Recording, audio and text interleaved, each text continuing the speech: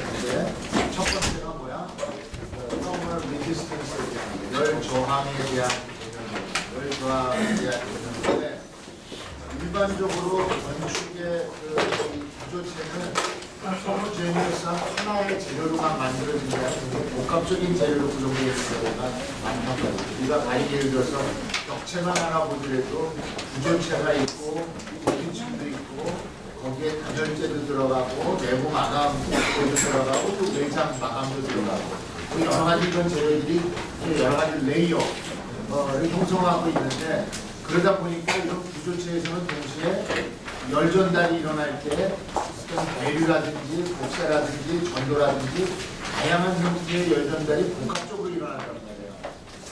무슨 말인지 알겠어요? 그러니까 복합적으로 일어나다 보니까 이런 것들은 이러한 복합적인 구조체에서 일어나는 모든 전체적인 열 전달의 특성을 어떻게 설명할 수 있느냐? 이게 이제 고민인데 그거를 설명하기 위한 개념이 저희 뭐냐면 관류라는 말로 써요. 우리말로 쓰면 열 관류율이라고 얘기하는데 관류라는 말 되게 어렵죠. 그래서 이게 바로 무슨 말이냐면 지난번에 우리가 그런 얘기 했어요.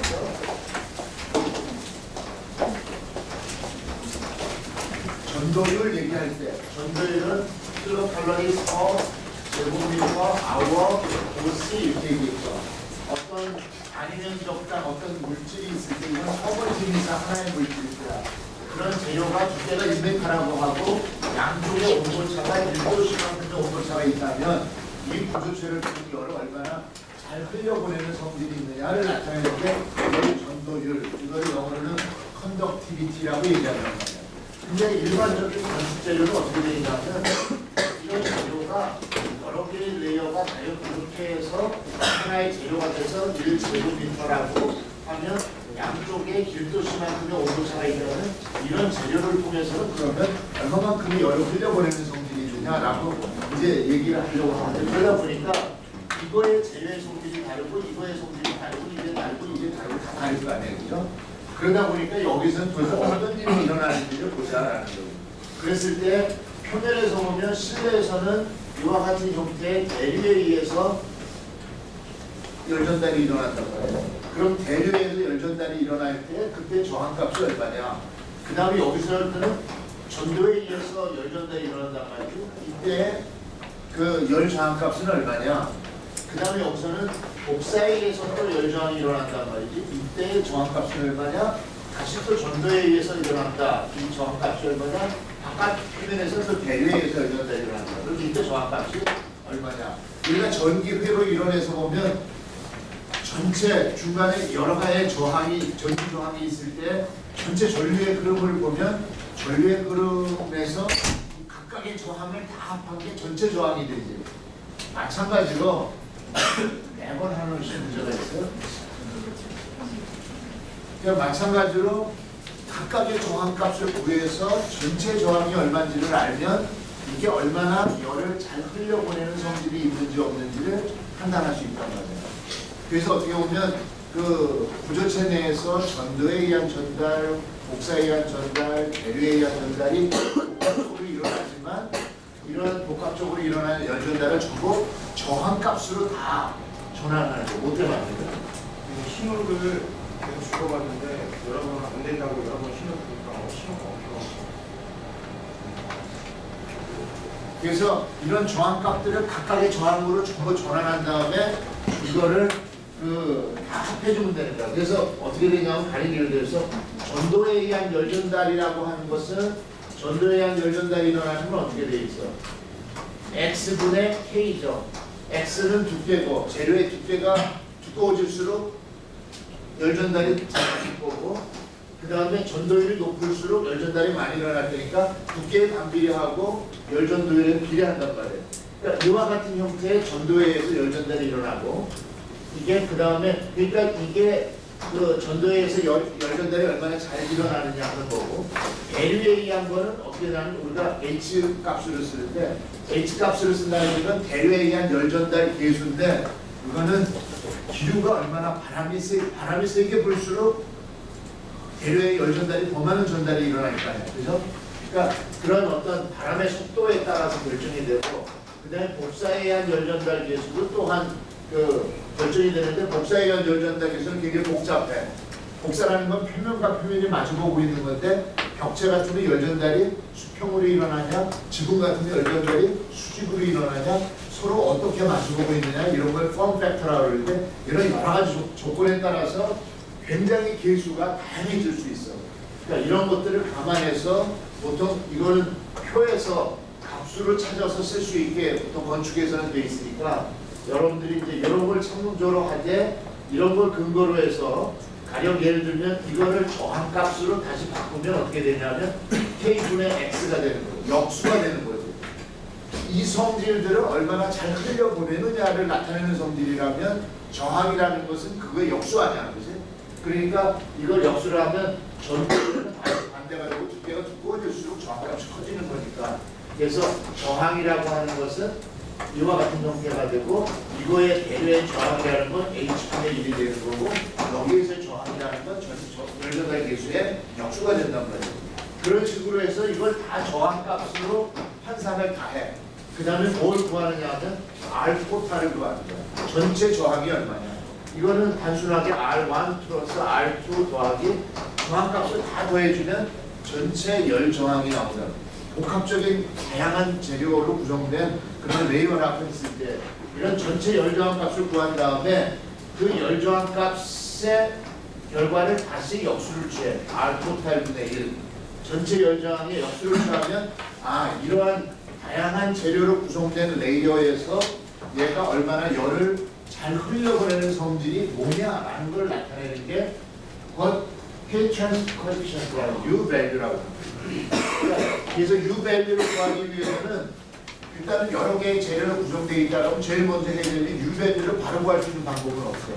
각각의 레이어별로 어떤 형태의 열 전달이 일어나는지를 보고, 그게 전도냐, 대류냐, 복사냐를 보고 그 열 전달이 얼만큼이나 잘 일어나는지를 설명하는 게 이런 열 전달 계수값이니까, 이 계수값의 역수를 취했을 때에 그거를 열 저항값으로 다 환산을 하고, 그 환산된 열 저항값을 다 더해서 전체 토탈 열 저항값을 구한 다음에 그거의 역수를 취하면 이 복합적인 레이어의 구조체가 얼마나 열을 잘 흘려보내는지 그 성질을 한마디로 설명할 수 있는 단어가 된단 말이에요. 그게 바로 뭐냐면 heat transfer coefficient라는 말이고, 구조체에서의 우리말로는 이걸 뭐라 그러냐면 열 관류율 이렇게 얘기하죠.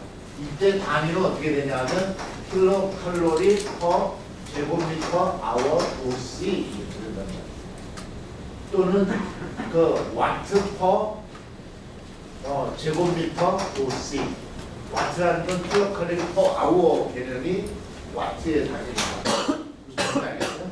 그와 같은 형태로 쓰인다. 그래서 만약에 우리가 어떠한 그 부채라든지 창문이라든지 지붕이라든지 구조체의 열 관류율 값만 안다라고 하면, 이 열 관류율을 이런 구조체를 통해서 얼마나 많은 열을 손실할 거냐라는 것을 아주 간단하게 계산할 수 있는데, 그게 뭐냐면 손실되는 열량이라고 하는 것은 열 관류율 값 곱하기 면적, 벽체의 면적 곱하기 실내외관의 온도차 이렇게 얘기해요. 열 관류율 값의 개념이라는 게 바로 그거 아니야. 단위 면적당 얼마만큼의 열을 1시간 동안에 1도씨 온도체에 보내느냐 하는 거니까, 면적이 1제곱미터가 아니고 10제곱미터면 10배만큼 더 많은 열 손실이 일어날 거고, 그죠? 온도차가 1도씨가 아니고 30도씨만큼 차이가 있으면 30도배만큼 많은 열 손실이 일어날 거 아니에요, 그죠? 그러니까 열 관류율 값이라는 게 뭐냐에 대한 그 데피니션을 우리가 정확하게 안다라고 하면, 아, 어떤 건물의 구조체를 통해서 면적이 얼마고 지금 외기 조건이 온도차가 얼마나 되니까 이 벽체를 통해서 손실되는 열량은 얼마겠다라는 거를 간단하게 계산할 수 있다는 거예요. 물론 이 수업에서는 뭐 굳이 수학, 이건 수학도 아니지, 산수 이런 걸 하고자 하는 건 아니라 이 개념을 이해하려면 필요해서 설명을 좀 한 거예요. 열 저항에 대한 개념, 열 관류율에 대한 개념, 열 관류율을 알게 되면 건물의 어떤 특정 부위를 통해서 어떤 조건에서 열 에너지가 얼마나 빠져나가는지를 판단하고 계산할 수 있다. 그 다음에 이제 지난번에 못한 개념 중에 하나가 타임 렉이라고 하는 개념인데, 타임 렉이라고 하면 여러분들 비행기 타고 여행할 때 주로 얘기하는 걸 뭐라 그래? 그런 현상은 뭐라 그래? 여러분들이 느끼는 비행기 타고 가다 보니까 제트랙이라고 그러지. 제트랙이라고 뭐지? 시차. 우리 맨날 이 시간대 여기에 시간 로컬 타임에 맞춰갖고 아침에 6시에 일어나고 저녁에 뭐 12시에 자고 이게 익숙했는데 우리가 비행기를 타고 한 12시간쯤 나눠서 미국에 갔더니 미국은 우리랑 시간대가 다르단 말이야. 그러다 보니까 자야 될 시간에 일어나야 되고 일어나야 될 시간에 자야 되고 그러니까 시차 때문에 우리 신체의 리듬이 막 헷갈리지. 그런 시간적인 어떤 지연 때문에 우리 몸이 적응이 안 되잖아. 그런 걸 우리가 제트랙 이렇게 얘기한다라고요. 여기서 건물에서의 어떤 타임렉이라고 얘기하는 거는 자 건물에서 어떤 외부적인 어떤 열적인 충격이 가해졌을 때 과연 그런 열적인 충격이 바로 실내에 전달이 되느냐 아니라는 거지. 건물의 어떤 구조체에 의한 영향으로 인해서 외부의 열적 충격이 실내에 전달되기까지는 일정 시간만큼의 지연이 일어난단 말이지. 그런 것들은 어떠한 재료를 가지고 건물을 만드느냐에 따라서 달라지기는 하는데 이런 어떤 딜레이 효과, 시간적인 어떤 딜레이 효과를 극대화시키기 위한 그러한 특성을 가지고 있는 건축 재료가 뭐냐면 주로 재료가 가지고 있는 추결 특성, 더멀 매스에 의해서 그게 결정된단 말이에요. 더멀 매스라는 건 이런 추결 특성은 추결량이라고 하는 거는 물량에서 결정된다 그랬지? 지난 시간에 연용량, 연용량이라는 건 뭐의 관계야? 로 곱하기 CP, 그지? 다시 로라는 건 뭐야? 밀도. 밀도는 단위 체적당의 무게 곱하기 비열이니까 어떤 의미에서 보면 무거운 재료일수록 연용량이 크겠고 이런 연용량이 큰 재료로 건물을 만들면 더멀 매스 이런 추결 효과가 크다. 다시 말하면 추결 효과가 크면 어떻게 돼? 외부적인 열적인 충격이 있어도 바로 전달되는 게 아니라 이거를 지연시키는 효과가 굉장히 크단 말이에요. 그러니까 우리가 중동 지역의 어떤 건축의 특징 얘기할 때 우리가 뭐라 그랬어요?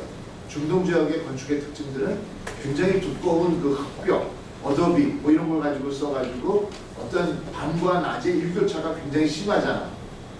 거기는 드라이한 기후에서는 낮에 해가 뜨면 엄청 덥다가 60도까지 올라가다가 해가 져버리면 급속하게 냉각이 되면서 굉장히 추워진단 말이에요. 이런 일교차가 크다 보니까 그냥 우리가 바깥에 노출돼 가지고는 생활하기가 밤과 낮의 큰 일교차를 견디기가 어려우니까 굉장히 매시브한 재료, 다시 말하면 연용량이 큰 재료로 두껍게 건물을 만들어 놓으면 이게 추결 특성을 갖고 있으니까 낮에 해가 떴을 때 그 일사의 영향이 바로 전달되는 게 아니라 구조체에 다 저장이 됐다가 이걸 지연시키기 위해서 그랬다가 야간에 온도가 급격하게 떨어지게 되면 그때 추워지는 걸 막기 위해서 저장했던 열을 실내에다 서서히 방출하기 시작한단 말이죠. 그러면서 바깥에는 급격하게 온도 변화가 있지만 건물 안에서는 상당히 안정적인 그런 실내 환경을 유지할 수 있고 바로 건축 재료가 가지고 있는 그런 효과를 잘 이해하고 이걸 잘 활용하면 굉장히 좋으십니다.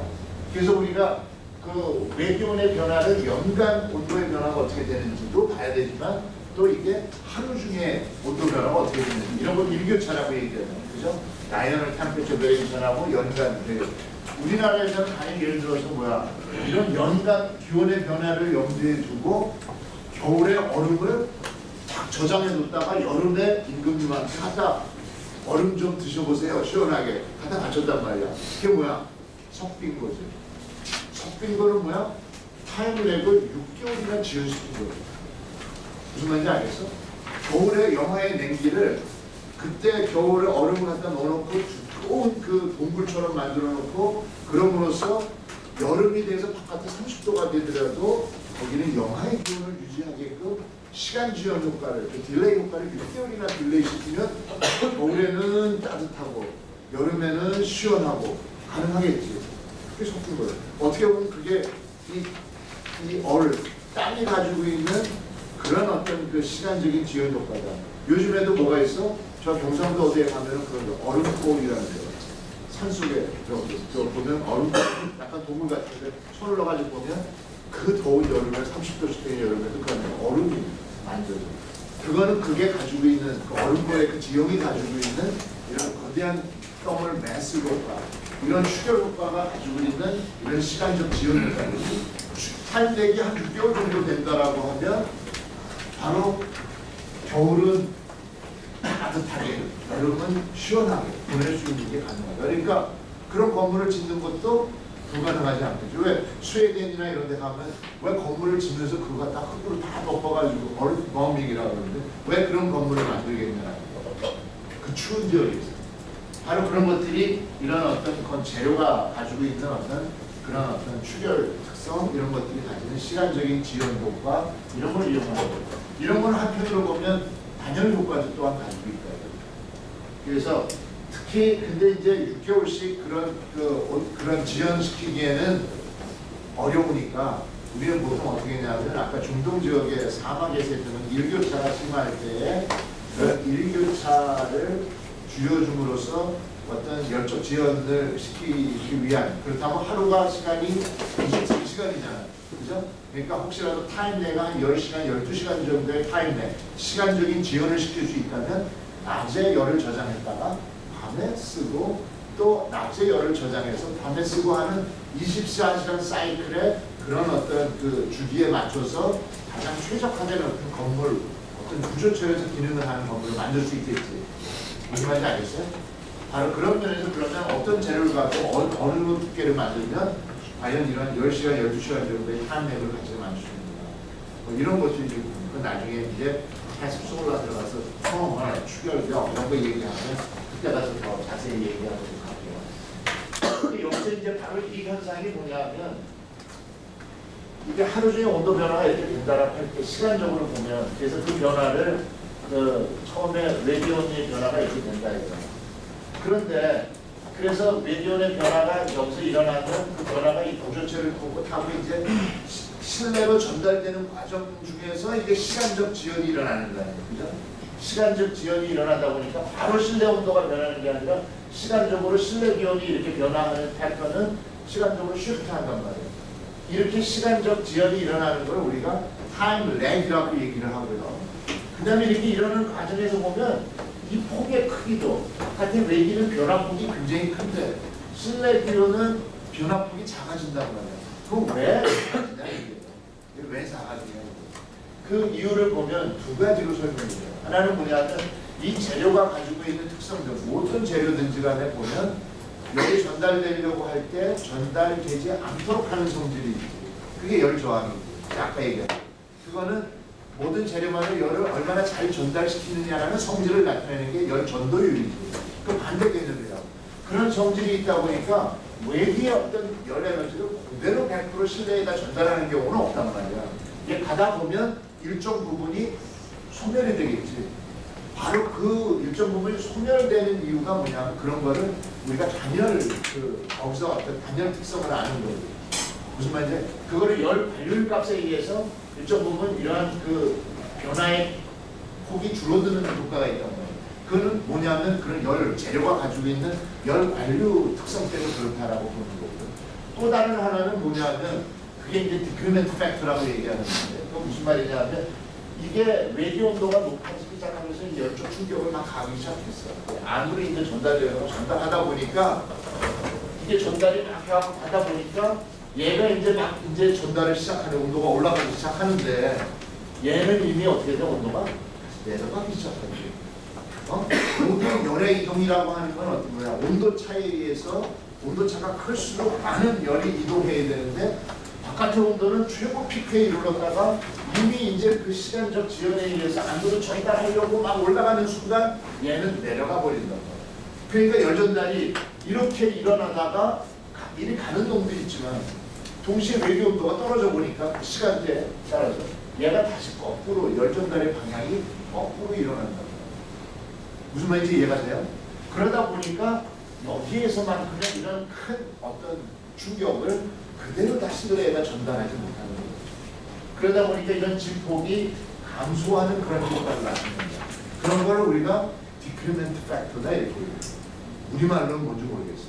감소율. 그래서 이런 두 가지 특성이 합해져서 시간적으로도 이동을 하고 이런 진폭도 감소하는 영향이 줄어드는.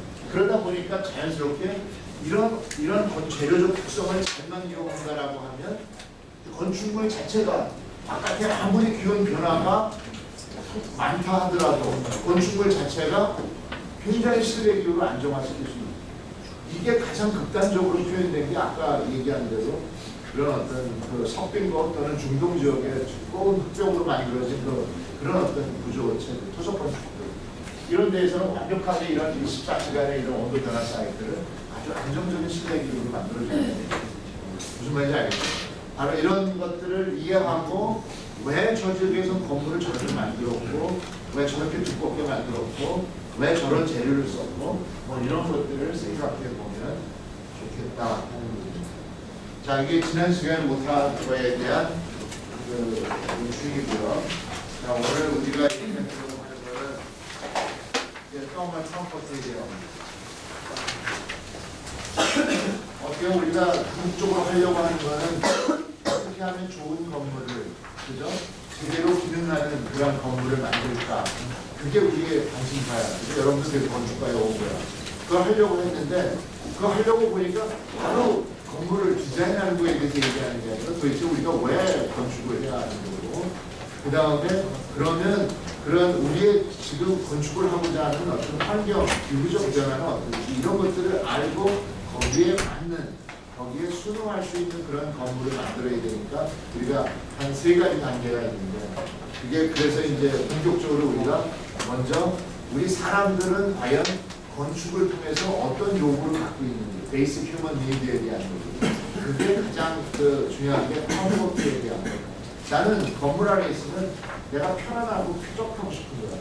건물 안에 있는데 춥고 덥고 뭐 시끄럽고 뭐 어둡고 막 이런 환경 같으면은 왜 건축을 하냐라는 거예요. 내가 원하는 편안하고 쾌적한 생활을 할 수 없는 그런 건축을 원치 않는 거예요. 그러면 어떻게 그게 편안하고 쾌적한 건물을 만들어줄 거고, 우리 인체가 원하는 사항이 어떤 건지를 먼저 이해를 해야 된다. 그게 서머널 컴포트에 대한 그 이슈고요. 이제 두 번째는 뭐냐면, 그러면 그런 건물을 제공하기 위해서 우리가 그 다음에 두 번째로 알아야 될 게 뭐냐면, 우리 바깥의 환경의 조건이 어떻게 변화하는지를 알아야 된다. 환경의 조건의 변화는 크게 2가지로 있고, 첫 번째는 우리가 기후적인 특성, 클라이밋에 대해서 얘기하지만, 이런 기후적인 특성은 기후가 혼자 스스로 결정하는 게 아니라 주변에 있는 물리적인 조건이 어떠냐에 따라서 이런 기후적 특성이 달라진다는 거예요. 그러니까 건물을 짓기 전에 우리는 먼저 인간에 대한 기본적인 이해부터 시작해서 주변의 어떤 환경 조건에 대한 이해를 전제로 하고, 그 다음에 거기에 적합한, 거기에 순응할 수 있는 건물을 어떻게 만들어야 될지를 고민해야 된다는 거예요. 그래서 우리가 그 길로 가기 위한 첫 번째 단계가 바로 휴먼 니즈가 뭐냐 하는 거고, 그런 측면에서 서머널 컴포트에 대한 얘기를 해봅니다. 우리가 애쉬에서 정의되어 있는 걸 보면 서머널 컴포트라는 건 과연 뭘까? 우리가 쾌적하게 느낀다라는 건 아니에요. 우리는 편안하고 쾌적하다라는 건 그건 뭐예요? 어떤 표현이야? 굉장히 주관적이고 심리학적 표현. 그지? 지금 너는 쾌적한데 나는 지금 불쾌해. 얘는 쾌적한데 쟤는 불쾌해.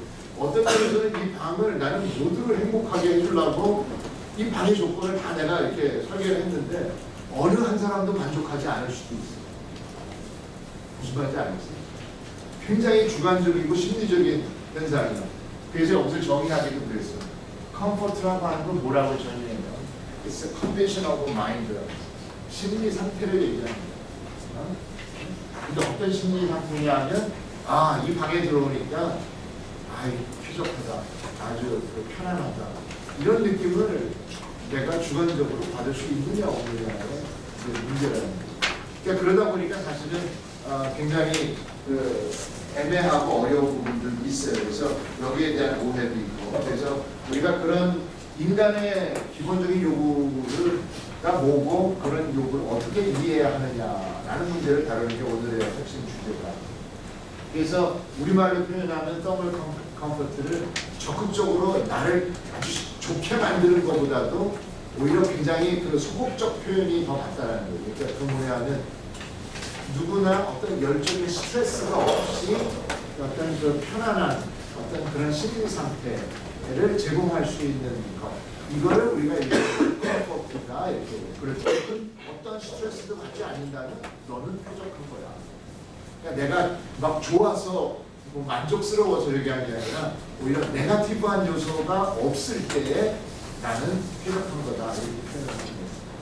그래서 건축의 가장 중요한 기능 중에 하나를 우리가 환경 조절, 우리가 편안하고 쾌적한 그런 공간, 실내 공간을 제공하는 거다라고 한다면 그게 곧 이러한 어떤 실내의 어떤 물리적 환경 조건을 어떻게 우리가 제어할 거냐 하는 문제가 있는데 이게 바로 우리가 열환경 계획을 그런 문제예요.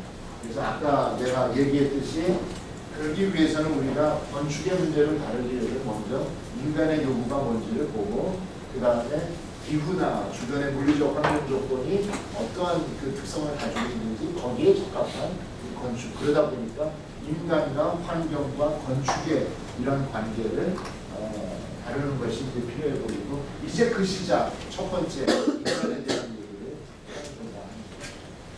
해봅니다. 컴포트를 얘기하려면 이제 이 두 가지 측면을 좀 봐야 될 것 같은데 왜냐하면 우리는 그 어떤 그 주변의 어떤 물리적 그 자극을 받잖아요, 그죠? 그러니까 가령 우리가 느끼는 거 인간은 뭐가 오감이 있지.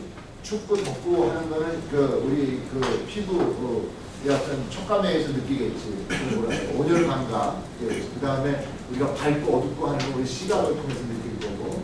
그 다음에 또 우리가 시끄럽고 조용하고 이런 것들은 우리 청각을 통해서 느끼고. 단지 우리가 다루지 않는 건 뭐야? 후각이나 요즘에는 후각도 다루는 건물도 있어요. 그래서 내가 어느 한방병원에 가봤더니 한방병원의 엘리베이터에서부터 한방병원의 고유한 그 향이 있지 무슨 이런 걸 잘 이렇게 뿌려주는 그러니까 딱 들어서는 순간 이 한방병원에 사실 그런 것들은 경우에 따라서는 굉장히 사람을 심리적으로 편안하게 만들어줄 수도 있고 그래서 요즘에는 그 향을 이용한 그런 공조 뭐 이런 걸 하는 것도 있어요. 왜 강아지도 경우에 따라서 얘가 좀 성질이 안 좋고 그러면 그런 걸 가지고 얘 심리를 컨트롤해가지고 아주 순한 강아지로 만들고 이런 것도 있잖아. 치료방법, 향 치료 뭐 이런 것도 하는데 뭐 사람과 함께 하는지 강아지한테는 뭐죠? 강아지는 내가 본 것 같아요. 그런 것들이 오감 관련된 게 있는데 그 다음에 또 우리 오감 중에 여기서 다루자는 게 뭐가 있냐? 후각하고 하지만 후각도 요즘에는 많이 포함되는 단계에 있어요. 오감은 또 뭐가 있어요? 그치, 비각은 어떻게 방법이에요? 그죠? 그래서 일반적으로는 그걸 제외한 우리 어떤 그 피부 표면에서의 어떤 온열감과 이건 촉각하고 관계가 있을 거고, 그 다음에 청각과 시각, 이게 어떻게 공간적인 어떤 무적 관계가 있는데, 이러한 어떤 그 측면에서 어떤 물리적 자극에 대해서 우리 인체가 어떻게 반응하느냐라는 것부터 얘기하는 거예요. 그래서 이런 자극이라고 하는 건 어떤 면에서는 굉장히 객관적이고 정량화할 수 있다. 특히 어떤 온열 감각이나 또는 어떤 시각이나 청각에 대해서 보면 우리가 정량화하는 게 바로 뭐야? 정량화라는 건 뭔가 단위를 정해놓고 약속한 단위에 대해서 물리적 양을 표현할 수 있다는 거예요. 그래서 만약에 우리가 지금 춥다, 덥다, 뭐 이런 나름대로 온열 감각에 대한 거 우리가 뭘로 알 수 있어? 센서블 히트를 보면 알지. 센서블 히트는 지금 현재 온도가 몇 도야? 20도야, 5도야, 30도야. 이거에 따라서 우리의 느낌이 온열 감각이 다르다. 정량화할 수 있다는 거고. 그 다음에 그 청각에 대해서는 소음의 레벨을 데시벨로 표현하잖아요. 그죠? 소음의 레벨을 데시벨로. 그 다음에 시각에 대해서는 빛의 밝기. 우리가 작업면에 떨어지는 빛의 밝기를 얼마나 잘하는 걸 룩스라는 단어로 표현을. 그러니까 모든 걸 다 정량화가 가능해요. 그러니까 우리가 받을 수 있는 온열 감각, 그 다음에 시각, 청각에 대해서 이런 것들이 다 정량화와 객관화가 가능하다. 이런 물리적 자극에 대해서 우리의 반응은 어떠냐라는 측면에서 보면 두 가지 관점으로 나눠보죠. 우리 몸이 반응하는, 신체가 반응하는 건 하나의 생리적 반응이라고 볼 수 있고, 그런 생리적인 반응의 2차적인 반응으로서 우리 주관적이고 심리적인 그런 반응이 있단 말이에요. 그래서 내가 추워. 근데 어때? 기분 나빠. 무슨 말인지 알겠어요? 추워. 춥고 덥은 거 우리 객관적으로 느낄 수 있는 거야. 그지? 근데 그래서 난 지금 피곤해. 싫어. 좋아. 뭐 이런 게 있잖아. 그래서 생리적 감각이라고 하는 건 마찬가지로 굉장히 객관적이고 정량화가 가능하다. 그거에 비해서 우리가 최종적으로 느끼는 거는 심리적인 어떤 이 감각이 중요한데 이런 심리적 감각이라고 하는 굉장히 주관적이고 정성적이다.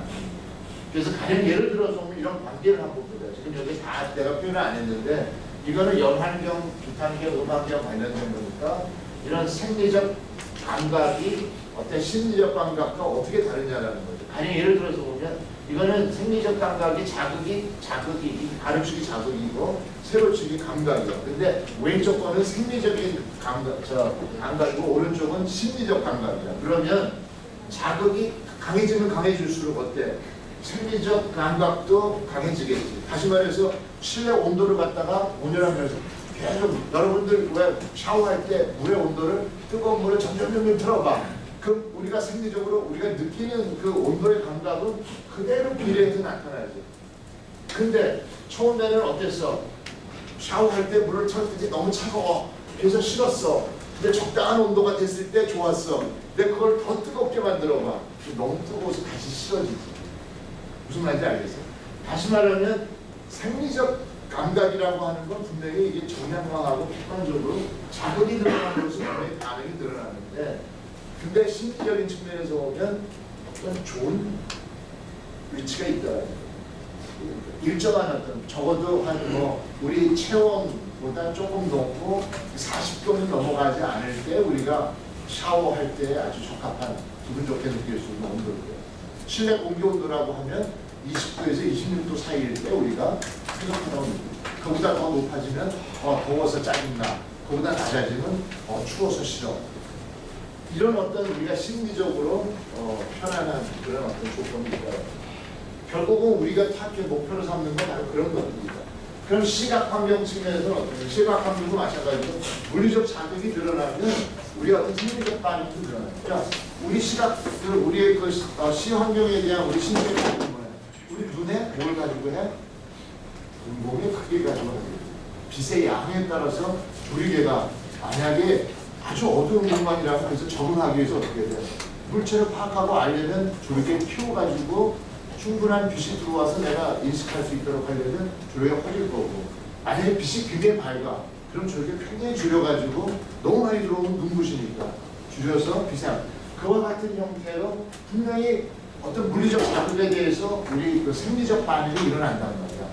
그럼에도 불구하고 우리 눈은 적당한 조도일 때 내가 그런 스트레스 없이 편안하게 읽을 수 있는데 너무 어둡거나 그러면 눈을 팍 뜨고 그걸 조리개 키워가면서 이걸 봐야 되고 이게 너무 밝으면 눈이 부셔가지고 해야 되니까 불편하다. 뭔가 적당한 300옵스, 룩스, 400옵스 작업의 종류에 따라서 쾌적한 조도 범위가 있단 말이에요. 그러니까 우리는 이런 걸 목표로 해서 어떻게 시구 환경을 만들어줄 거냐 이걸 고민해야 됩니다. 음환경 측면에서 보는 거죠.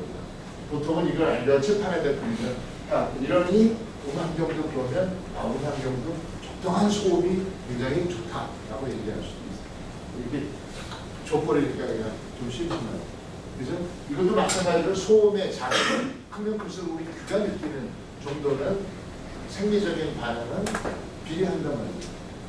그럼 우리의 주관적인 심리적 반응은 어떤가? 소음에 대해서는 굉장히 복잡한 사항이 있어요. 사실은 소음에 대해서. 사실 느끼는 게 굉장히 주관적이기 때문에 이런 낮 시간에 느끼는 같은 데시벨이라 하더라도 낮 시간에 느끼는 소음하고 밤 시간에 느끼는 소음이 달라요. 그러니까 아래 위치간에 막 싸움 나는 이유가 그런 거죠. 좀 자려고 하는 줄 알아요. 밑에서 소음을 내가지고 잘 수가 없어. 자직이나 하루 이틀이 아니고 뭐 이런 얘기가 굉장히 주관적이고 심리적인 효과가 굉장히 크다 보니 소음이라는 거 그러면은 적당한 소음이 있을 때가 가장 쾌적하냐 그게 아니라 소음이 없을 때 가장 이상적인 정도로 소음이 없어야지 조그마한 소음이라도 경우에 따라서는 반응하는 게 굉장히 달라진다는 상황에 따라서 그래서 근데 여기서는 우리가 일반적으로 소음 음향학에서는 건축음향에서 크게 두 가지 음에 대해서 관점에서 다루는데요. 하나는 소음 문제고 그래서 우리는 일반적으로 소음을 다루면 되고 또 다른 특수한 경우에는 뭐냐면 건축 음향이라는 아키텍처럴 어쿠스틱이라는 게 있어요.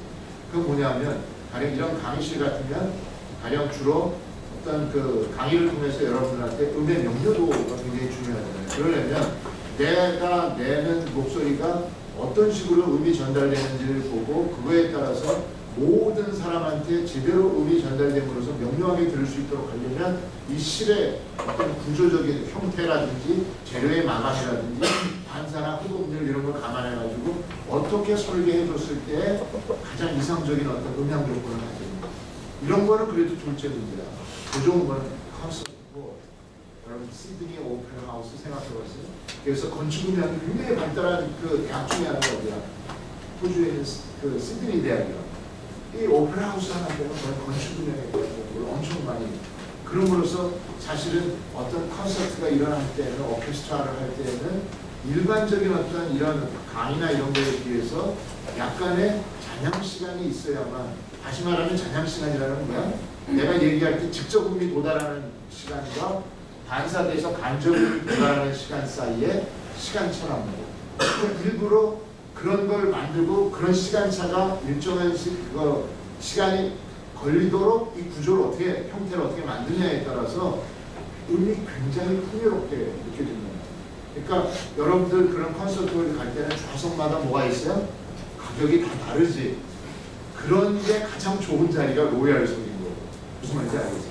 그렇지 않으면 음이 막 가서 약간 이상하게 들리죠. 그 영향이 굉장히 다르죠. 그런가 하면 과거 뭐 로마 시대 원형극장이나 이런 거 보면 진짜 아무런 비교적인 음향 장치 없이도 그런 오픈 공간에서의 그런 음향적인 고요 그러다 보니까 그걸 원형극장으로 만들고 했던 거고 이 사실은 그런 경험을 다 담고 있는 거예요. 그때 아키텍처럴 아쿠스틱이라는 음향 문제와 소음 문제가 있는데 그거는 별도 건축 음향은 별도로 하고 일반적으로 우리가 소음이라고 봤을 때 이와 같은 반응들을 보십니다.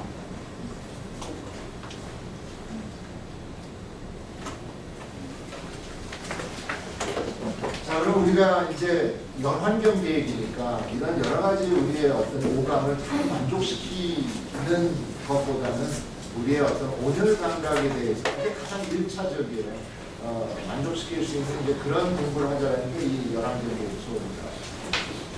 그래서 겨울에 춥지 않고 여름에 덥지 않고 우리 몸이 신체가 어떤 스트레스 없이 편안한 가운데 우리가 원하는 삶을 활동을 하기 위한 게 우리가 건축을 하는 목표라고 보면 무엇보다 이 여기서 Thermal Comfort, Visual, Acoustic, 그 다음에 IAQ 뭐 이런 분들이 있다라고 하면 그 중에서도 Thermal Comfort에 초점을 맞추고 보자 라는 얘기 아닙니다. 우리 인체의 어떤 쾌적, 열 쾌적을 누리기 위해서 우리가 보통 스스로 자기 신체를 조절할 수 있는 수단이 있는데 이게 몇 가지가 있을까? 한 3단계 정도 있습니다. 3단계 정도. 건물에서의 어떤 외피가 건물의 실내 환경을 조절할 때 중요한 역할을 하고 있습니다.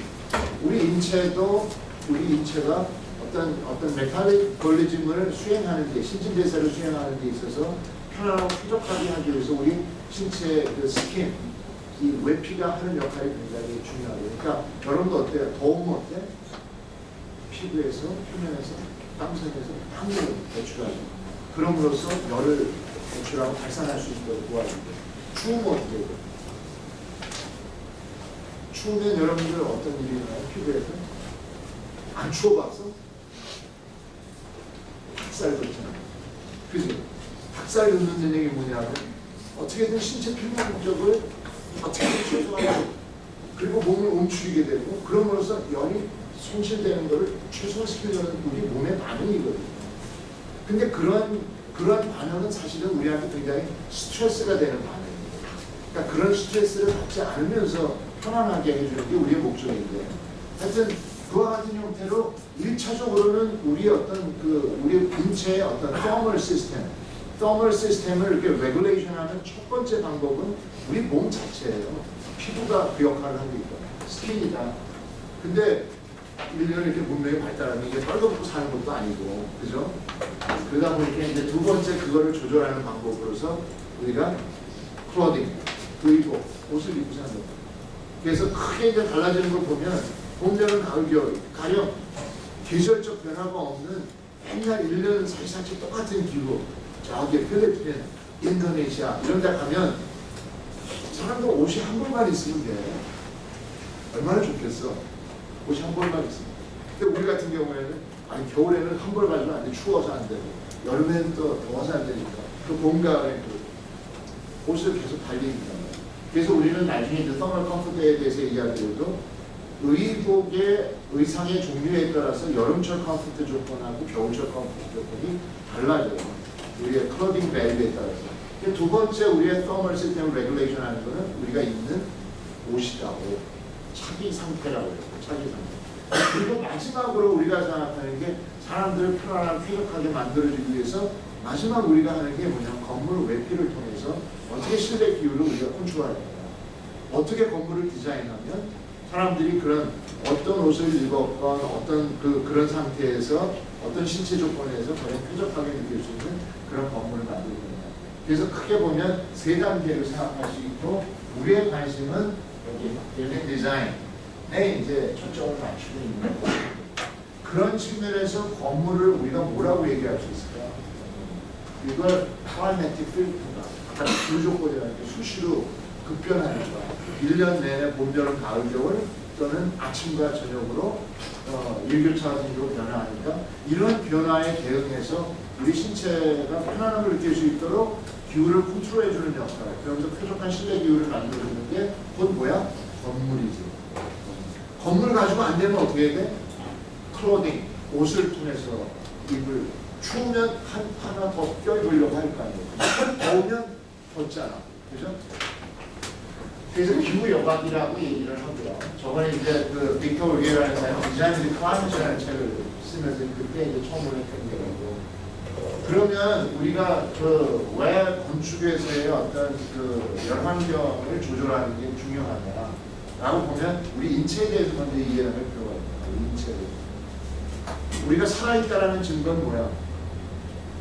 끊임없이 뭔가 먹고 또 호흡을 하고 그래서 음식물과 우리가 호흡한 그 산소를 가지고 이걸 산화시키는 거예요. 우리가 활동하려면 어떤 숨쉬기 운동, 숨쉬는 활동이라도 하려면 최소의 기초 대사서부터 아주 격렬한 그런 활동에 이르기까지 똑같은 그런 활동들이 일어난단 말이에요. 그죠? 이거는 뭐하고 비슷하냐면 자동차 엔진하고 비슷해요. 책에서도 그렇게 비유를 하고 있어요. 우리 자동차가 유용하게 가령 거리를 이동하는 목적으로 자동차를 쓰려면 자동차에서 뭘 줘야 돼요? 기름을 넣어줘야 돼요. 앞으로 전기차도 나오고 기름을 넣어야 돼요. 그럼 기름이 엔진에 가서 어떻게 해요? 기름하고 공기하고를 혼합해가지고 연소시키죠.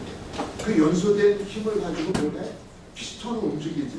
이 운동을 전달해가지고 자 바퀴가 굴러가게 만드는 거야. 그지? 만드는데 그 과정에서 뭐가 생겨?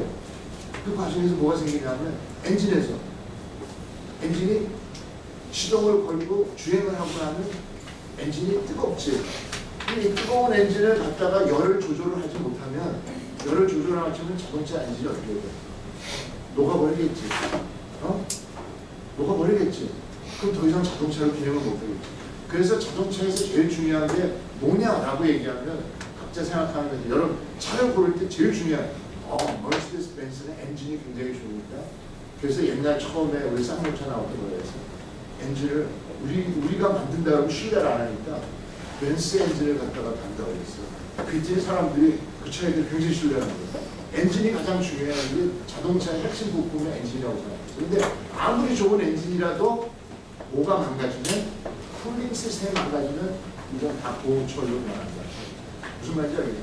쿨링 시스템이 제대로 작동 안 되면 차로 가야 되면 엔진이 녹아내리고 트랜스미션이 차는 그냥 완전히 망가져요.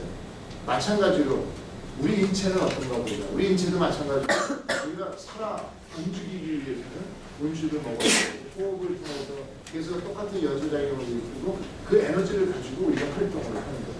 근데 그런 활동의 결과물의 최종적인 에너지는 에너지 보존의 법칙이라는 것은 에너지를 만들어지거나 없어지거나 하는 게 아니죠. 단지 형태를 바꿀 뿐이지 최종적으로 이런 에너지가 어떤 형태로 바뀌어요?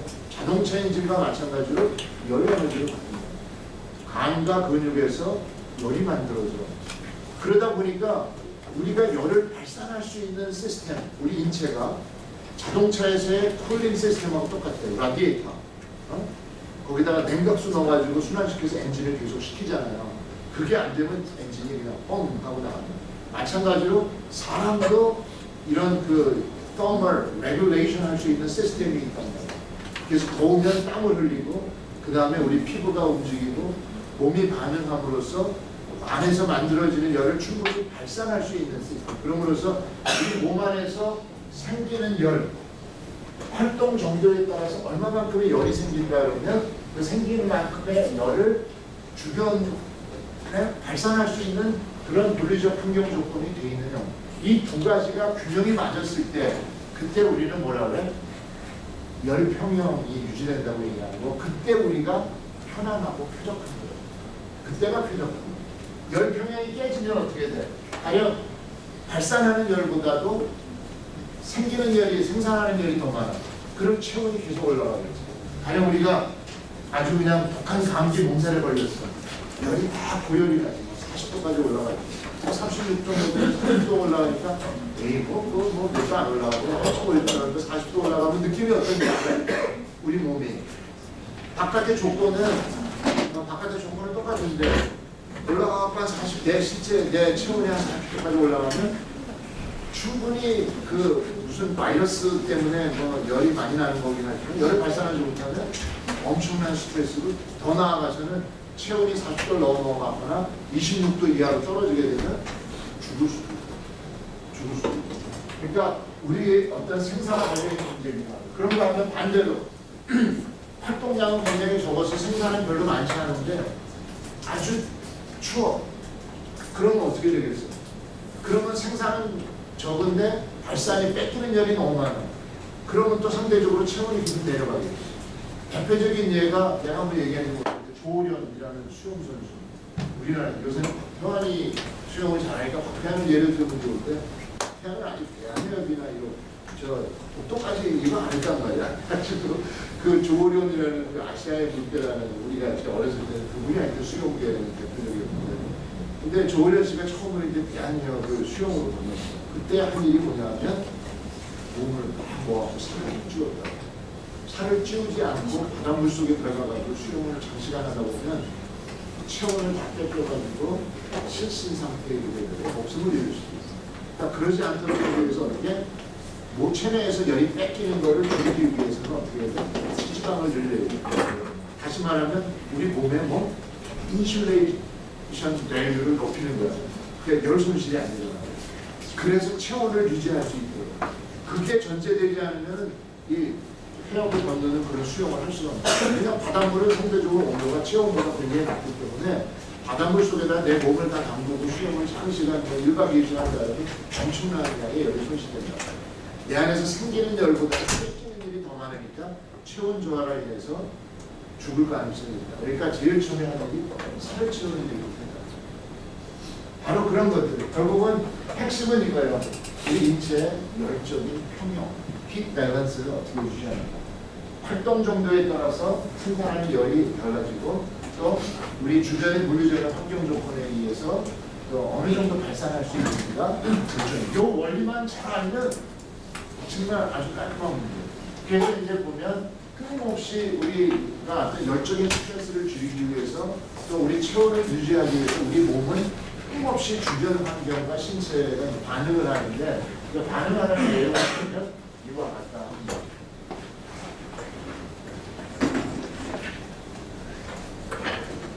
자, 우리가 일단은 활동 상태에 따라서 생기는 열이 얼마나 달라지고 주변의 물리적인 조건에 따라서 얼마나 발산할 수 있는지가 달라지니까 이것 간의 열 평형을 유지함으로써 우리가 항상 36.5도라고 하는 체온을 유지하려고 우리 몸은 끊임없이 부단한 애를 쓰고 있단 말이에요.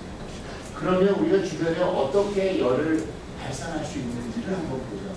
어떻게 열을 발산할 수 있고 크게 우리가 베이스 프린시플에서도 열 전달하는 형태를 배웠잖아요. 그죠? 기본적으로 전도 대륙 복사에 의해서 발산할 수 있다.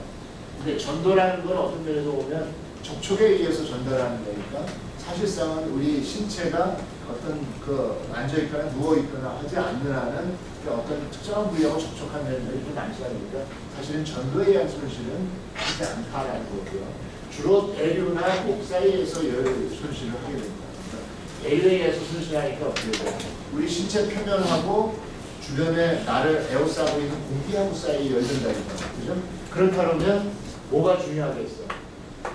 우리가 실제 여기 공기 중에 노출되어 있을 때 실제 표면의 온도하고 그 다음에 주변의 공기 온도가 중요한 거죠.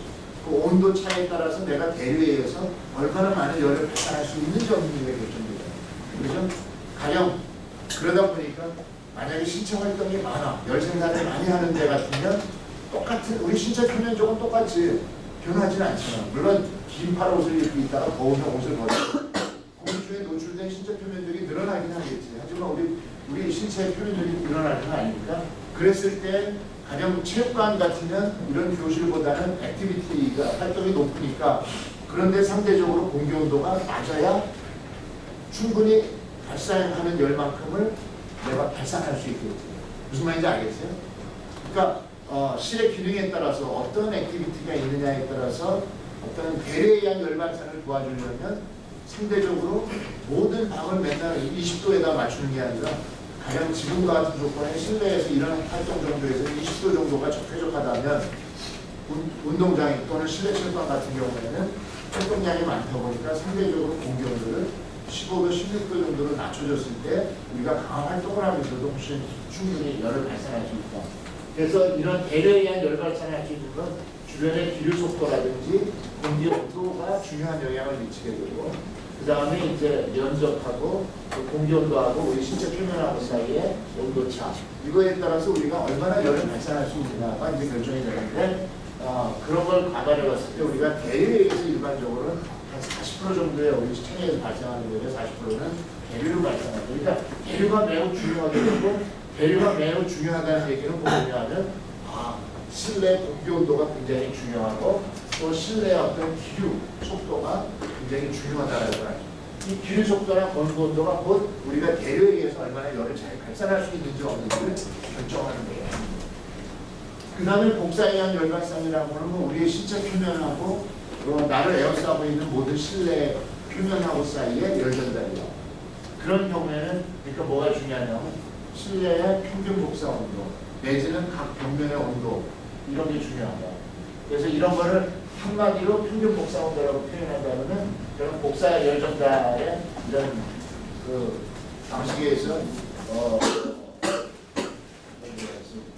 유효 방사율, 그 다음에 스테판볼 주관법 없이, 그 다음에 절대 온도의 4승의 차에 비례하는 만큼 열을 발산하니까 과연 MRT가 평균적으로 봤을 때 표면 온도가 어떠냐에 따라서 우리 인체가 복사에 의해서 열을 쉽게 발산할 수 있는지 없는지.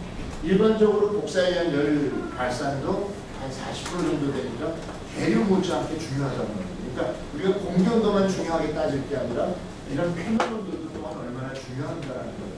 표면 온도가 적당하지 못하면 아무리 공기 온도가 쾌적한 온도 조건이라고 우리가 20도, 26도를 유지한다 하더라도 우리 몸은 별로 그다지 쾌적하지 않을 수도 있고.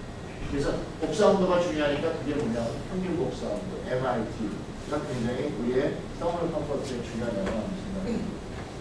그 다음에 이제 증발에 의한 열 발산이라고 하는 거는 아주 극한 경우에는 땀을 흘려서 그 열을 발산할 수밖에 없다. 이거는 굉장히 스트레스를 받는 거고 우리가 땀을 흘리지 않는다 하더라도 우리가 호흡을 통해서 레스피레이션, 호흡을 통해서 체내에 있는 공기가 밖으로 나올 때에는 체내에 있는 공기뿐만 아니라 수증기가 같이 나옴으로써 소위 잠열, 수증기가 나온다는 얘기는 수증기가 가지고 있는 에너지가 있단 말이죠. 그게 전체적으로 보면 우리 체내에서부터 열이 빠져나가는 데 비율로 보면 약 20% 정도 된다는 거죠. 그리고 우리가 서서히 땀을 흘리더라도 우리가 피부 표면에서 증발이 잘 되게 해서 더 많은 열을 발산하게 하려면 주변의 어떤 기류 속도도 중요하다. 그러니까 상대 습도하고 기류 속도가 이런 어떤 증발에 의한 열 발산을 도와줍니다. 그래서 우리가 막 운동을 하고 땀이 살짝 났을 때 어떤 그늘에 태가 있을 때 바람이 싹 불어주면 얼마나 시원한지 그 느낌 알죠?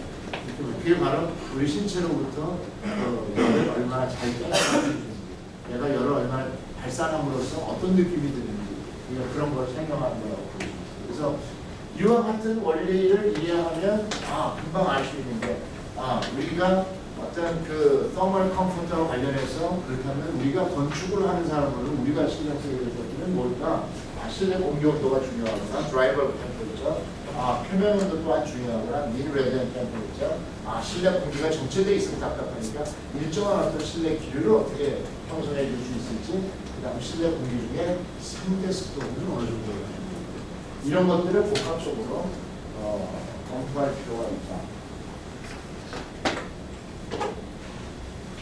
그래서 이제 생각할 수 있는 게 그럼 이런 이제까지 얘기를 쭉 해보니까 이 원리를 더 생각해보니까 그러면 실내 공간에서 가장 연쇄적인 영향을 미치는 요소가 뭐가 있을까라는 거고 크게 보면 물리적 요소, 그다음에 주관적 요소 이렇게 나눠요. 기타도 있고 여러 가지가 있지만 크게 보면 물리적 요소 4가지, 주관적 요소 2가지 정도를 우리가 볼 수 있는데 물리적 요소는 지금 금방 얘기한 것처럼 우리가 활동 정도에 따라서 열을 쉽게 발산할 수 있도록 도와주는 주변의 물리적 조건이 뭐야? 공기온도, 상대습도, 평균 복사온도, 기류니까 이 4가지가 어떻게 보면 가장 중요한 요소다. 우리의 어떤 넓히는 영향을 미치는 물리적 요소는 이 4가지고 공기온도는 템퍼레처 단위가 있고 상대습도는 퍼센티지로 나타내고 평균 복사온도 또한 온도 단위로 나타내고 기류는 미터 퍼센트 기류 속도를 나타낼 수 있고 전부 객관화할 수 있고 전부 정량화하는 그런 물리적인 요소. 그 다음에 주관적 요소에 대한 거는 크게 2가지인데 아까는 열 생산과 발산의 균형을 보니까 열 생산이 얼마나 되느냐가 결국은 우리의 활동 수준, 액티비티 레벨에 따라서 결정되니까 액티비티 레벨에 따라서 우리 신체의 메타볼리즘이 달라지고 만들어지는 에너지가 달라집니다. 그러니까 그런 걸 감안했을 때에 거기에 적합한 이 물리적인 열을 발산하는 도와주는 물리적인 조건도 달라져야 된다. 그래서 보면 어느 정도나 그런 에너지를 우리가 생산하는지 활동 정도에 따라서 보면 우리가 가볍게 걸을 때, 산책하고 이런 가볍게 걸을 때 지금 나 정도의 어떤 활동 여러분하고 나하고의 활동 정도는 한 이 정도 차이가 나니까 여러분들은 가만히 앉아서 지금 얘기를 듣고 회의하고 하는 정도라고 하면 업무를 보면서 타이프라이팅 하는 정도 한 125kcal 시간당 그만한 에너지를 생산하면 나 같은 경우 190 내지 한 200kcal 정도 만들고요. 그래서 지금 우리가 지금 똑같은 공간에 있어. 똑같은 공간에 있음에도 불구하고 여러분들은 지금 별로 문제가 안 되지 지금 여기. 나는 이미 고 왜? 액티비티 레벨이 여러분들보다는 그지? 나 여기서 서서 왔다 갔다 하면서 계속 떠들잖아. 액티비티 레벨이 높으니까 몸에서 더 많은 에너지를 만드는 거야 지금 나는. 그래서 더 배고파 지금. 여러분들보다. 여러분들은 지금 에너지를 들 수도 있거든 나보다. 좀 참을만 해. 지금 덥고 배고프고 지금 그런 느낌이 든단 말이지. 그게 바로 110kcal 쓰는 사람, 열을 만드는 사람하고 200kcal 열을 만드는 사람하고 차이란 말이야. 그러니까 여러분들은 괜찮다고 할지 몰라도 나는 지금 물리적 이 조건으로 보면 공기 온도가 좀 낮았으면 좋겠어. 온도 나 2도만 더 내릴래. 여러분들 안돼 지금 딱 좋은데 그냥 거기 놔주세요. 이럴 거 아니야. 그죠? 그렇게 하면 이제 휴식하고 있을 때는 100 정도 그러다가 여러분들이 잠에 빠지면 확 떨어져 70고 그래서 이런 대표적인 사례가 뭐가 있냐면 여러분들 상상하고 해보세요. 소파에서 TV 보다가 잠들었을 때 여러분들의 모습이 어떤지 합니다. 여러분 소파에 누워가지고 TV 보는 거 잘하죠? 나도 잘해. 시간 내가 쉬는 거라가 오직 그날 가서 그래라고 소파에 앉아있다 보면 자꾸 몸이 이렇게 옆으로 넘어가. 누워지게 되는데 그 TV를 보다 보면 이제 슬슬 이제 졸음이 오다 보면 TV 보다가 잠이 싹 든단 말이에요. 잠이 들면 모든 사람들의 반응이 어때? 잘 때는 편안하게 이렇게 자고 있다가 잠이 드는 순간 보면 이렇게 움직인다. 그지? 근데 주변의 물리적 환경 조건이라는 건 똑같아. 그지? 똑같은데 그 물리적 조건이 똑같은데 뭐가 바뀌었어? 나의 액티비티 레벨이 바뀐 거야. 내가 깨있으면서 TV를 보고 있을 때는 레스트하는 정도였다면 내가 잠이 들게 되면 아주 최소 그 뭐라 그래 신진대사가 일어나는 상태에서 열 발산이 확 줄어들으니까 근데 주변의 환경은 똑같으니까 똑같은 자세로 있어가지고 발산이 똑같이 일어나면 춥다고 느낀단 말이에요. 그러니까 우리 몸이 어떻게 돼? 열을 덜 뺏기려고 춤추는 거야. 무슨 말인지 알겠어요? 그러면 어떻게 돼? 가족들이 와서 이거 그냥 그런 경험이 있어요? 없구나. 안 됐다.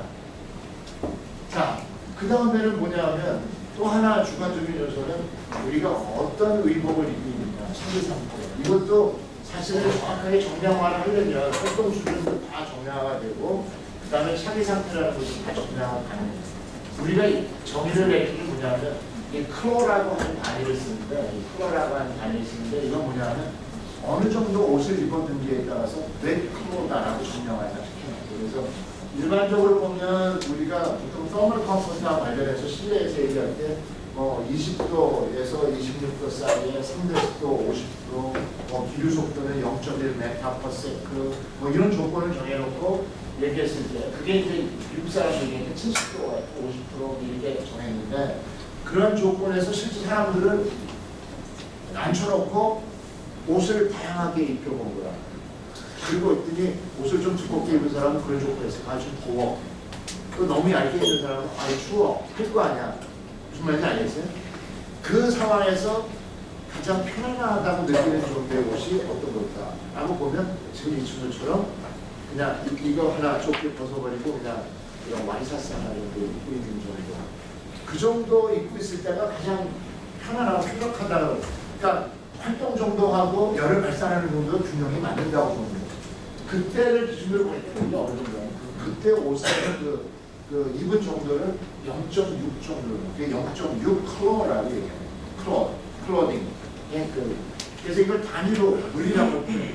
겨울에는 0.6 클로가 아니라 이게 여름에는 0.6 클로보다 반바지에 반팔에 막 이렇게 입는다 그러면 여름에 저보다 더 얇아지겠죠.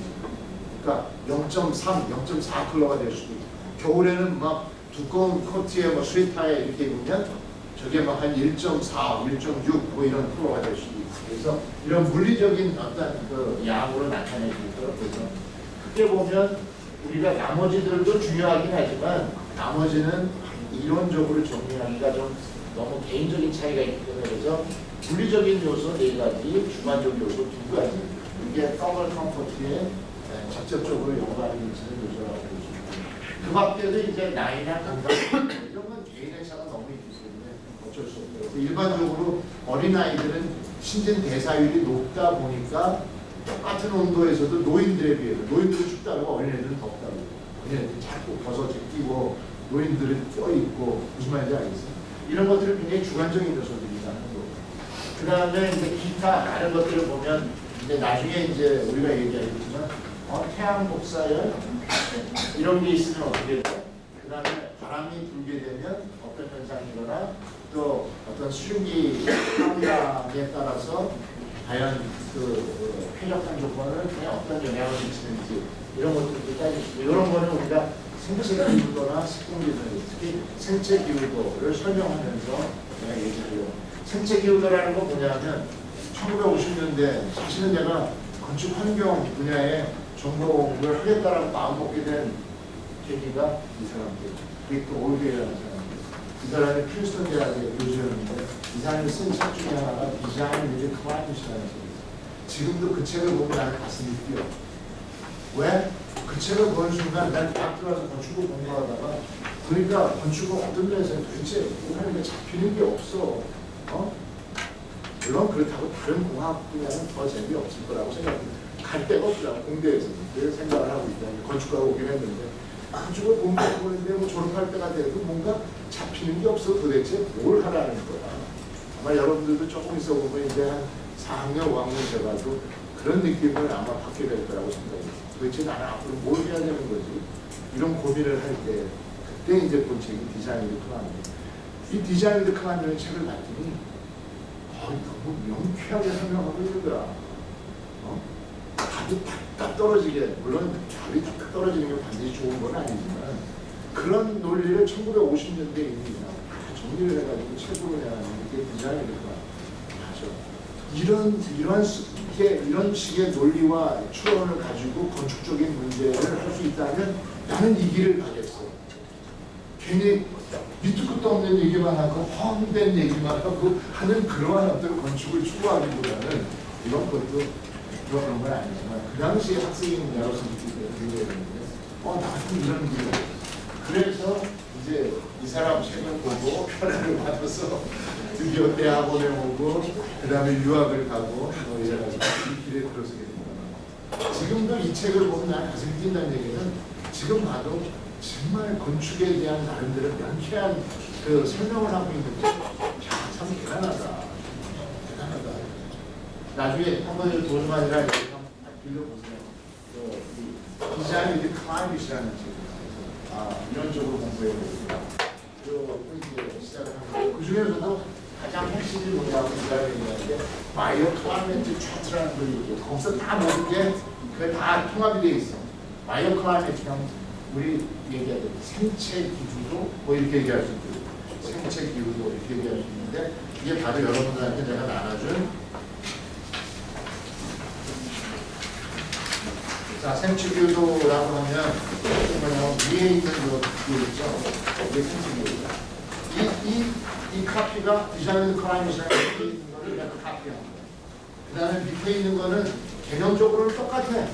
똑같은데 밑에는 뭐냐면 그거를 사이클로메트릭 차트라고 해요. 사이클로메트릭은 보통 물리학에서 공기의 상태를 설명할 때 사용하는 그런 어떤 차트예요. 근데 이것도 또한 마찬가지로 이런 생체 비용학적인 원리를 설명하기 위해서 써먹을 수 있어요. 근데 이건 주로 물리학에서 나온 거고 지금은 공조 설계 관련해서 모두 공조 프로세스나 이런 걸 설명하려면 사이클로메트릭이 없이는 설명할 수가 없어요. 그래서 이거는 아마 여러분들이 설계 시간에 가서 꼭 배울 거고 요거는 이걸 건축적으로 정말 잘 표현하는 게 이 바이오 클라이밋 차트. 이게 나로 하여금 이 길에 들어서게 만든 가장 근본적인 어떤 원리 이유라고 볼 수 있고요. 자, 그래서 이 설명을 하기 위해서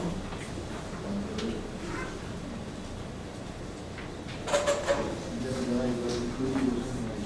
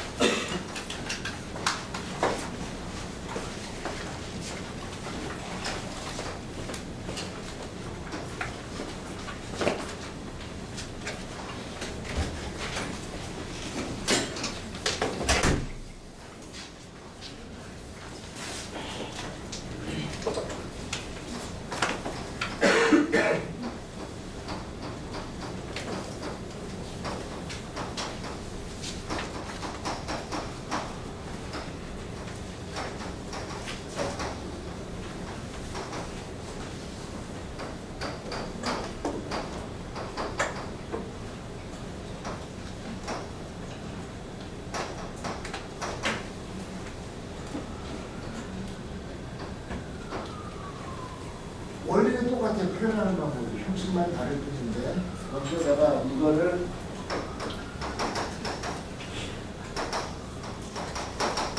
바이오 클라이밋 차트라고 얘기하고 이게 빅토리아라는 사람이 제시한 거고 이거를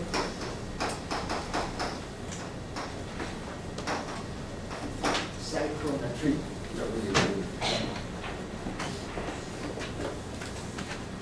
왼쪽에 나오는 그림은 좀 추상적으로, 감성적으로 그린 거고, 그냥 오른쪽에 있는 건 이제 다양한 변수들 사이의 관계를 설명하는 그 그림입니다. 그래서 뭐냐, 여기에 보니까 사람이 그 의자에 편하게 누워있는 걸 보니까 바로 이런 조건이 어떻다는 얘기겠어.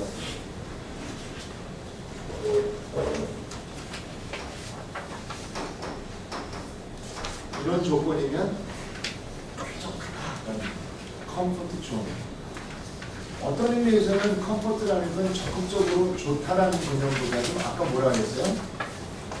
좀 수동적으로 스트레스를 받지 않는 그런 상태, 심리적 상태를 얘기하는 거니까 역으로 얘기하면 이러한 범위 바깥에 어디 있을 때에는 다 thermal 스트레스, 열적인 스트레스를 받는다는 거죠. 이러한 조건 안에 있을 때만 그런 thermal 스트레스가 없다는 거죠.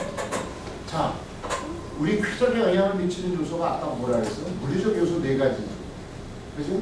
주관적 요소 두 가지지. 그 밖에 기타 요소들 뭐 다 하면 우리가 쾌적을 느끼는 요소에 영향을 미칠 수 있는 변수가 너무 많아. 그죠? 근데 우리가 아무리 생각해봐도 우리가 어떤 그 소통을 하기 위해서 이런 관계를 설명하려고 보니까 도저히 2차원 이상은 어떻게 표현할 방법이 없단 말이에요. 2차원에다가 표현하는 거죠.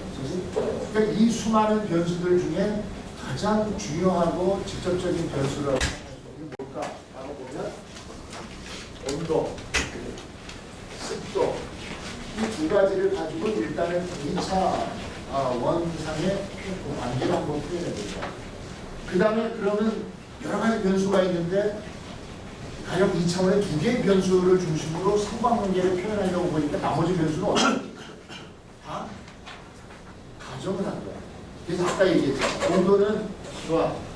온도가 변화할 때 어떻게 달라지는지 또 습도가 변화할 때 어떻게 달라지는지 하는 건 여기서 표현됐어. 나머지는 뭐냐? 우리 여기 기류 속도를 지금 여기서 0.1 메타섹이라고 이렇게 가정을 합니다. 20 feet per minute. 그 다음에 또 하나는 지금 그 표면온도하고 공기온도는 똑같아. 라고 MRT하고 DBT 똑같다라고 가정을 하든지.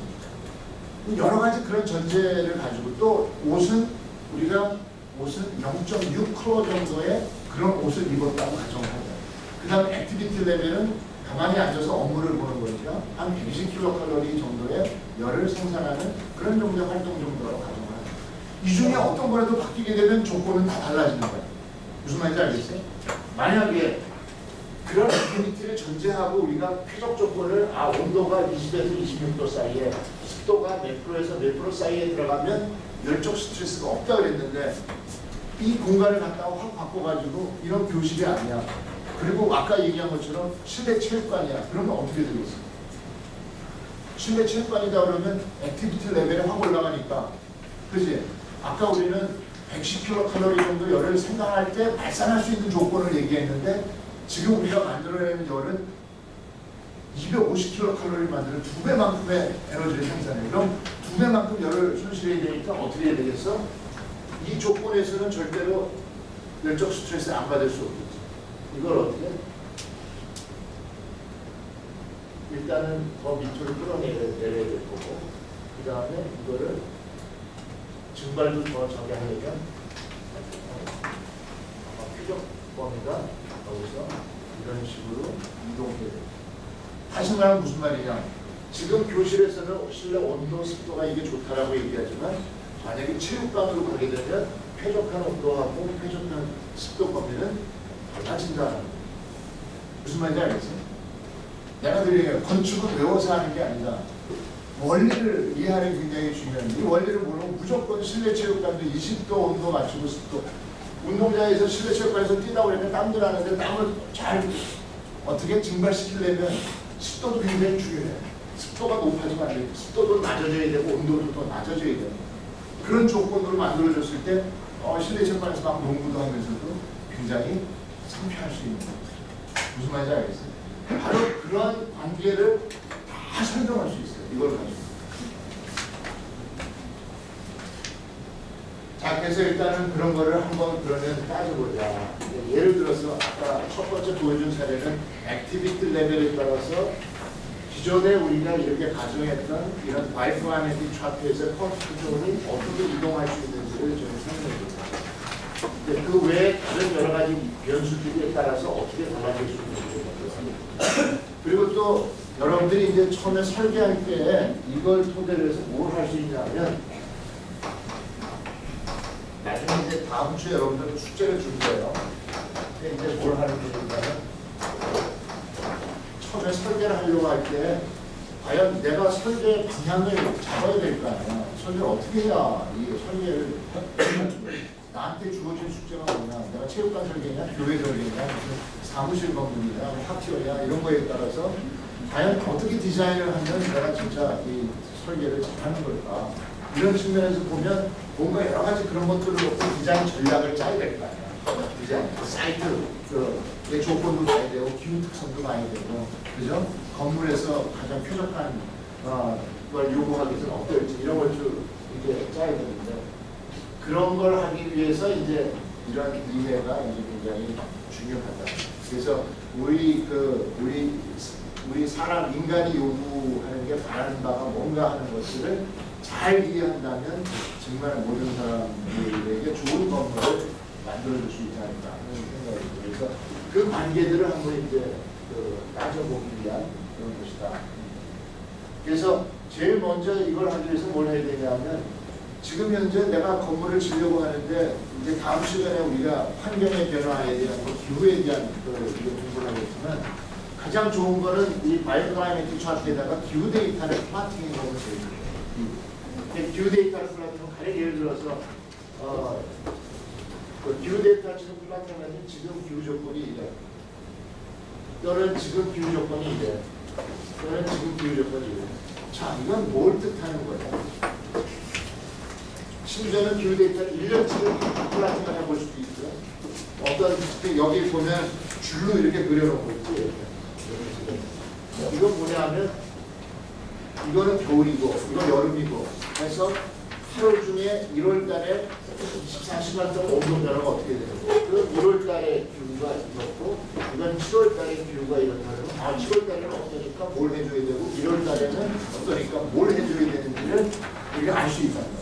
이런 디자인 스트래티지를 이런 바이오클라이메틱 차트를 통해서 이런 디자인 스트래티지를 다 찾아낼 수 있다는 거예요.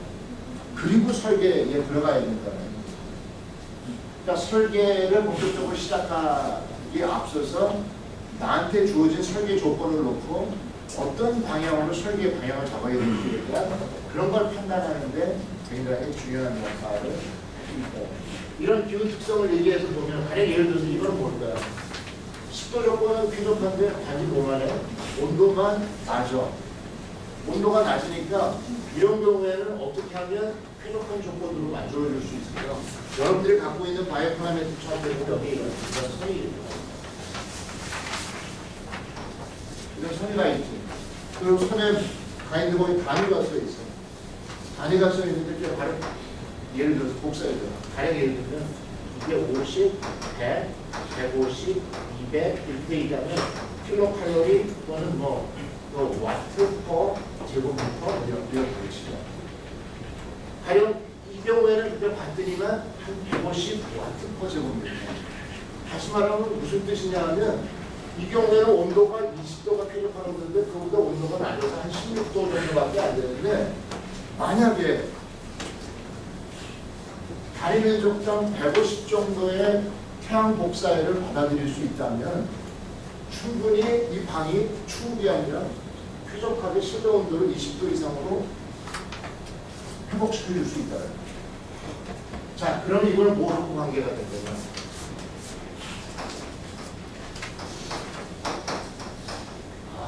파습솔라 디자인하고 연관을 시켜야 돼요. 나중에 파습솔라 배우겠지만. 자, 이런 조건이라면 건물을 태양열을 받아들여가지고 충분히 쾌적한 조건으로 회복시켜줄 수 있어. 얼마만큼 태양열을 받아들여야 돼? 그러니까 건물 창문을 남쪽으로 내고 필요한 만큼의 창문 크기는 얼마만큼 있으면 되겠고 그래서 내가 어느 정도의 태양 복사열을 받을 수가 있다면 충분히 이런 조건으로 회복시켜줄 수 있다. 여기서 답을 다 찾을 수 있는 거예요. 무슨 말인지 알겠어요? 그 다음에 또 다른 하나는 여기는 지금 그려져 있진 않았는데 이제 내가 그렸는데 이렇게 되어 있는데 요거는 뭘 얘기하는 거예요? MRT를 얘기해요. MRT를 얘기하는데 MRT는 무슨 말이냐면 우리가 20도씩 공기온도가 20도일 때 쾌적하잖아. 그럼 공기온도하고 공기온도하고 따라가고 있을 때 이때 20도라는 공기온도 20도에 쾌적하다는 얘기는 뭐냐면 실내 벽면도도 이 온도도 20도라고 가정을 한 거야. 근데 내가 얘기했듯이 가령 뭐 유럽의 그 벽난로를 통해 갖고 벽을 갖다가 덮이는 방식이 됐고, 또는 우리나라 온돌 처럼 해갖고 바닥을 덮이는 방식이 됐고, 다시 말하면 그런 건 뭐냐면 옥상 난방이지. 옥상 난방을 하게 되면 어떻게 돼? 공기 온도는 20도지만 벽 표면 온도는 몇 도야? 20도가 아니라 22도, 24도, 26도, 28도. 그러면 이런 경우에는 만약에 옥상 난방을 통해서 바닥 온도를 26도 정도로 유지시킬 수만 있다면 공기 온도가 16도라도 충분히 쾌적한 조건으로 회복시켜 줄 수 있어. 내 말이 무슨 말인지 알겠어요? 어떻게 이게 가능한 거야? 아까 인체가 어떻게 열을 발산하는지 얘기 들었죠. 대류에 의한 발산을 하려면 공기 온도하고의 차이에서 발산하는데 표면 온도가 늘어나면 어떻게 돼? 공기 온도는 낮아지니까 대류에 의한 발산은 늘고 대신 뭘 해야 돼? 옥상에 있는 열 발산을 줄여줘야 돼. 그래서 내가 발산하는 총 열이 생산하는 열하고 균형을 이룰 수 있게 해주면 전혀 문제가 없는 거야. 그지? 굉장히 과학적이지. 이게 올게이가 50년대에 다 해놓은 거야. 이걸 다 계산해갖고 다 할 수 있게끔 다 해놨어요. 여기에 모든 답이 있어. 그러니까 이걸 보는 순간 이런 솔루션이 있다 그러면 당연히 건축을 하는데 이런 일을 가야 돼. 이런 걸 모르고 건축을 한다는 건 있을 수 없는 일이지.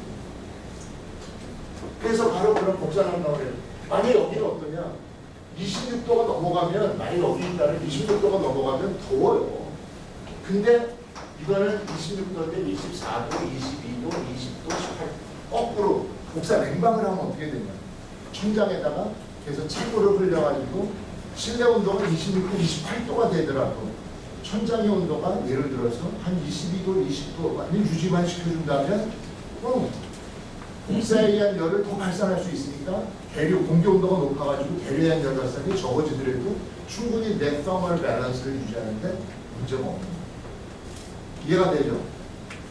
그런 조건들을 다 관계를 그려서 그래프로 만들어 놓은 게 우리 바이오클라이맥 차트. 이 바이오클라이맥 차트를 그려놓으면 참 대단.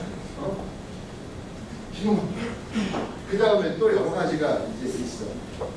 이건 뭐냐면 여기는 온도는 높고 그 다음에 습도는 상대적으로 낮죠. 여기 선이 이렇게 있어. 이렇게 돼 있어. 다시 말하면 고온 건조한 구간이다. 가령 중동의 산악들과 이럴 때는 제일 좋은 방법이 뭐야? 어떻게 보냐? 이게 매 그레인 오브 워터 이렇게 돼 있는데 물을 증발을 시키게 되면 이게 기화하면서 기화열을 뺏어가니까 그런 거로서 비록 온도가 높더라도 건조한 지역에서는 그런 물을 증발. 가령 중동 지역에 가면 우리가 모스크 사원 같은 데 가면 가서 안에 정원 그 코트에 그 물이 있고 분수가 있잖아요. 그렇게만 만들어져서 일정량의 물이 증발만 되게 되면 충분히 쾌적한 온도로 회복시켜준다 이 말이야. 그러니까 설계하는 과정에 그런 것들을 어떻게 반영할 수 있는지를 고민해야 되는 거죠. 무슨 말인지 알겠어요? 기후적인 특성을 여기다 플라팅을 해놓고 보면 거기서 답이 다 나옵니다. 그 다음에 또 하나는 이런 경우가 있다고. 이 경우에는 어때? 습도는 사실 이 범위 안에 들어있는 문제가 안 되고 온도만 살짝 지금 추가하고 있는 거예요. 이럴 때는 어떻게 해야 돼요?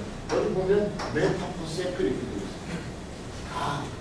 이거는 기류 속도가 조금만 빨라지면 충분히 대류에 의해서 열 발산을 더 증가시켜 주니까 충분히 쾌적한 조건으로 회복시켜 줄 수 있어요. 그래서 처음에 우리가 덥다라는 느낌이 들면 하는 게 뭐예요? 전체 선풍기, 슬링 팬, 아니면 창문을 열어서 전체 통풍이 되게 하는 이런 것들을 하죠. 다소 습도가 높을 때 특히 이런 게 효과돼요. 이건 뭐야?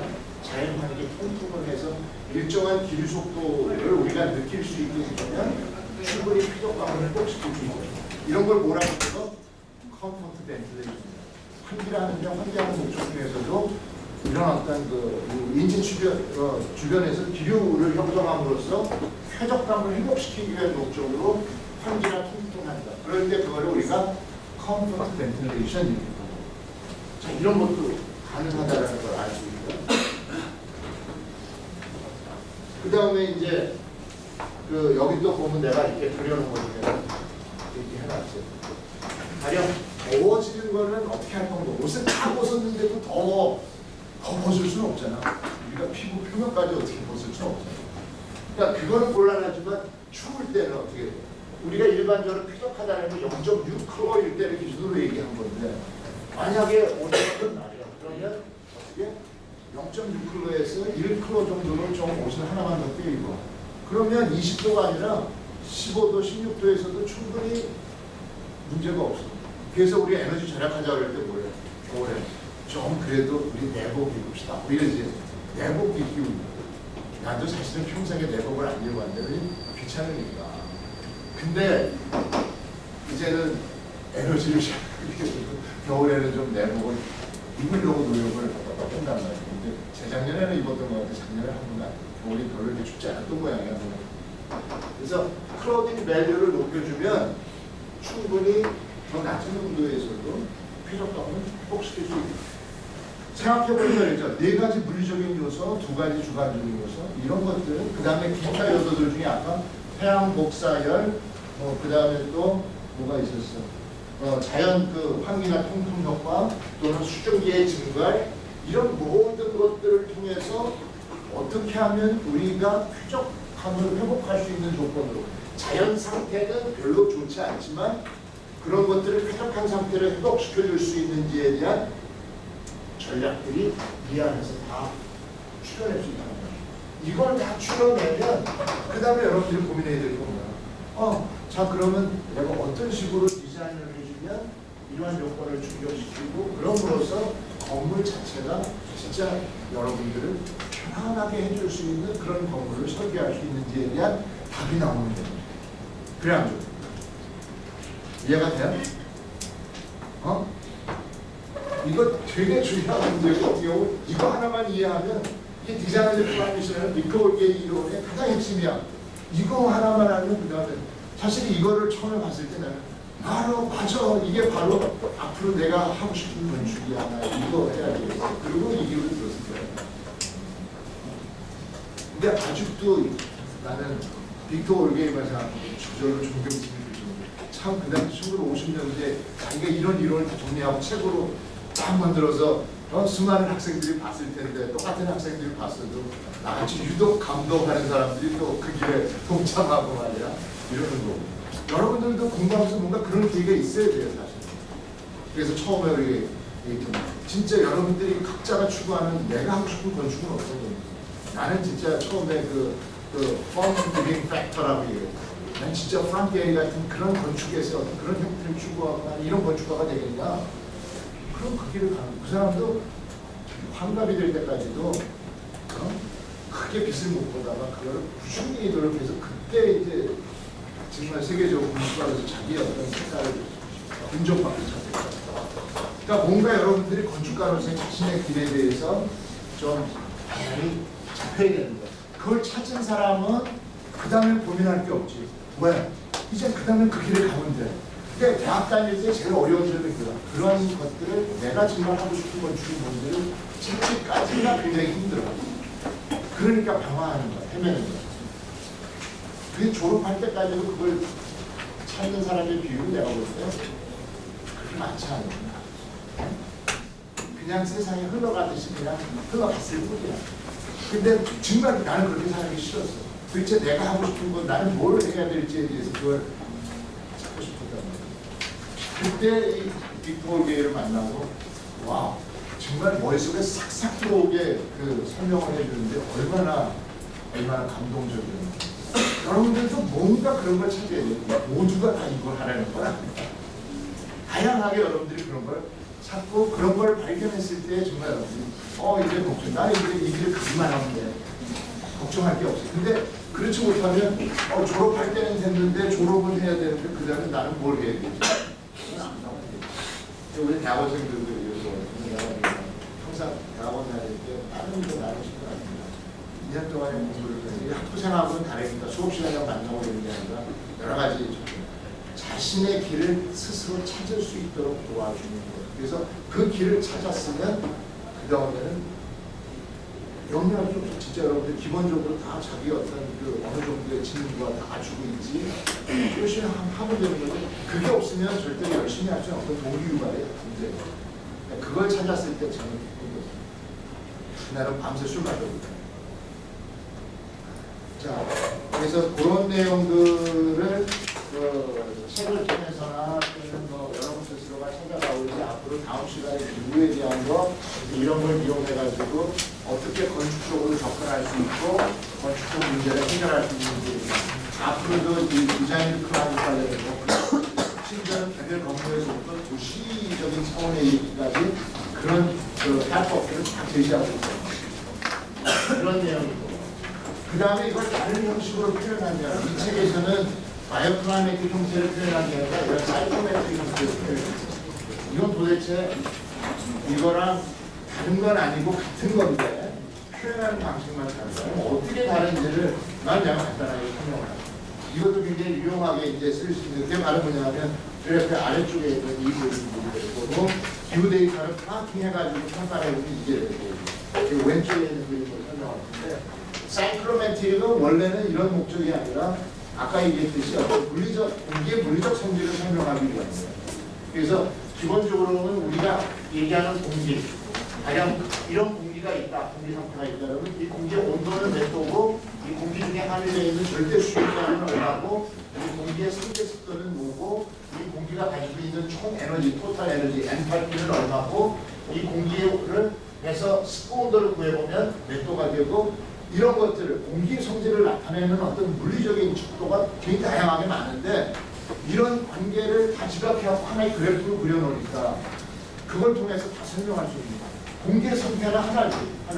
근데 이 공기의 성질을 설명하는 거는 내 다양한 방식으로 설명할 수 있는 가령 예를 들어서 내가 여기서 얘기했는데 이걸 드라이버드 템퍼레처라고 해요. 자, 그럼 이거를 웹벌브 템퍼레처라고 하면 건온도하고 습도 온도의 차이가 뭐예요?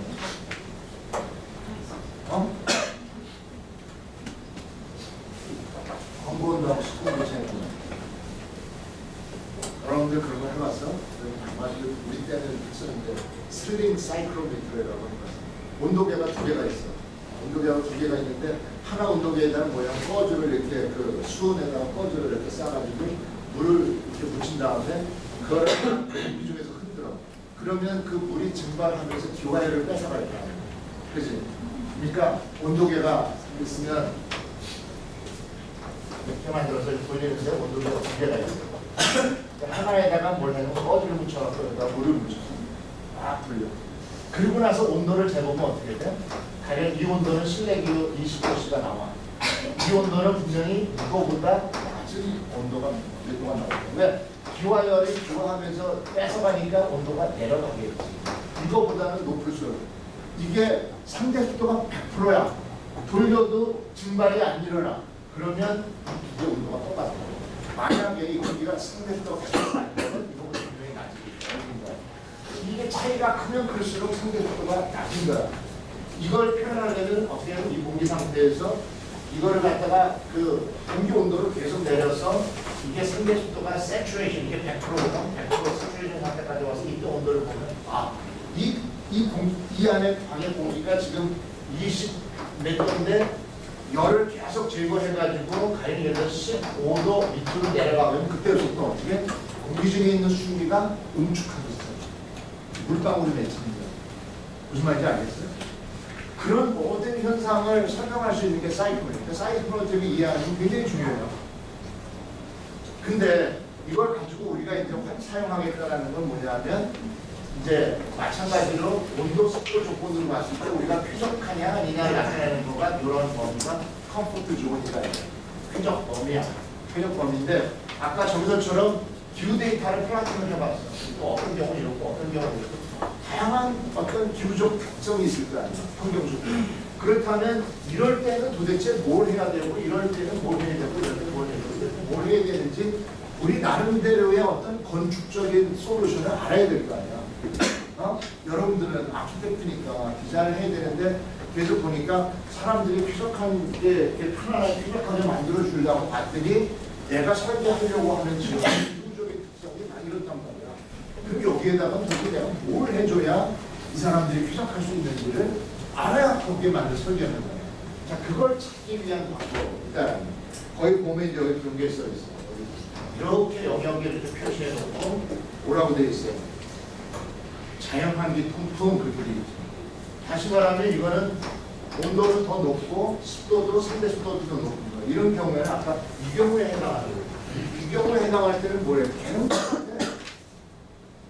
환기나 통풍을 통해서 기류 속도를 증가시켜주면 온도가 비록 높고 습도는 높지만 충분히 쾌적감을 회복시켜줄 수 있어요. 그럴 수 있는 방법이 뭐가 있는지 찾아보세요. 자, 그 다음에 또 여기 이렇게 있어. 이런 게 있어. 그리고 여기에 들어가는 것들 반들이 어떤 건 thermal mass, mass cooling, high mass cooling 이렇게 돼 있어. mass라는 건 뭐야?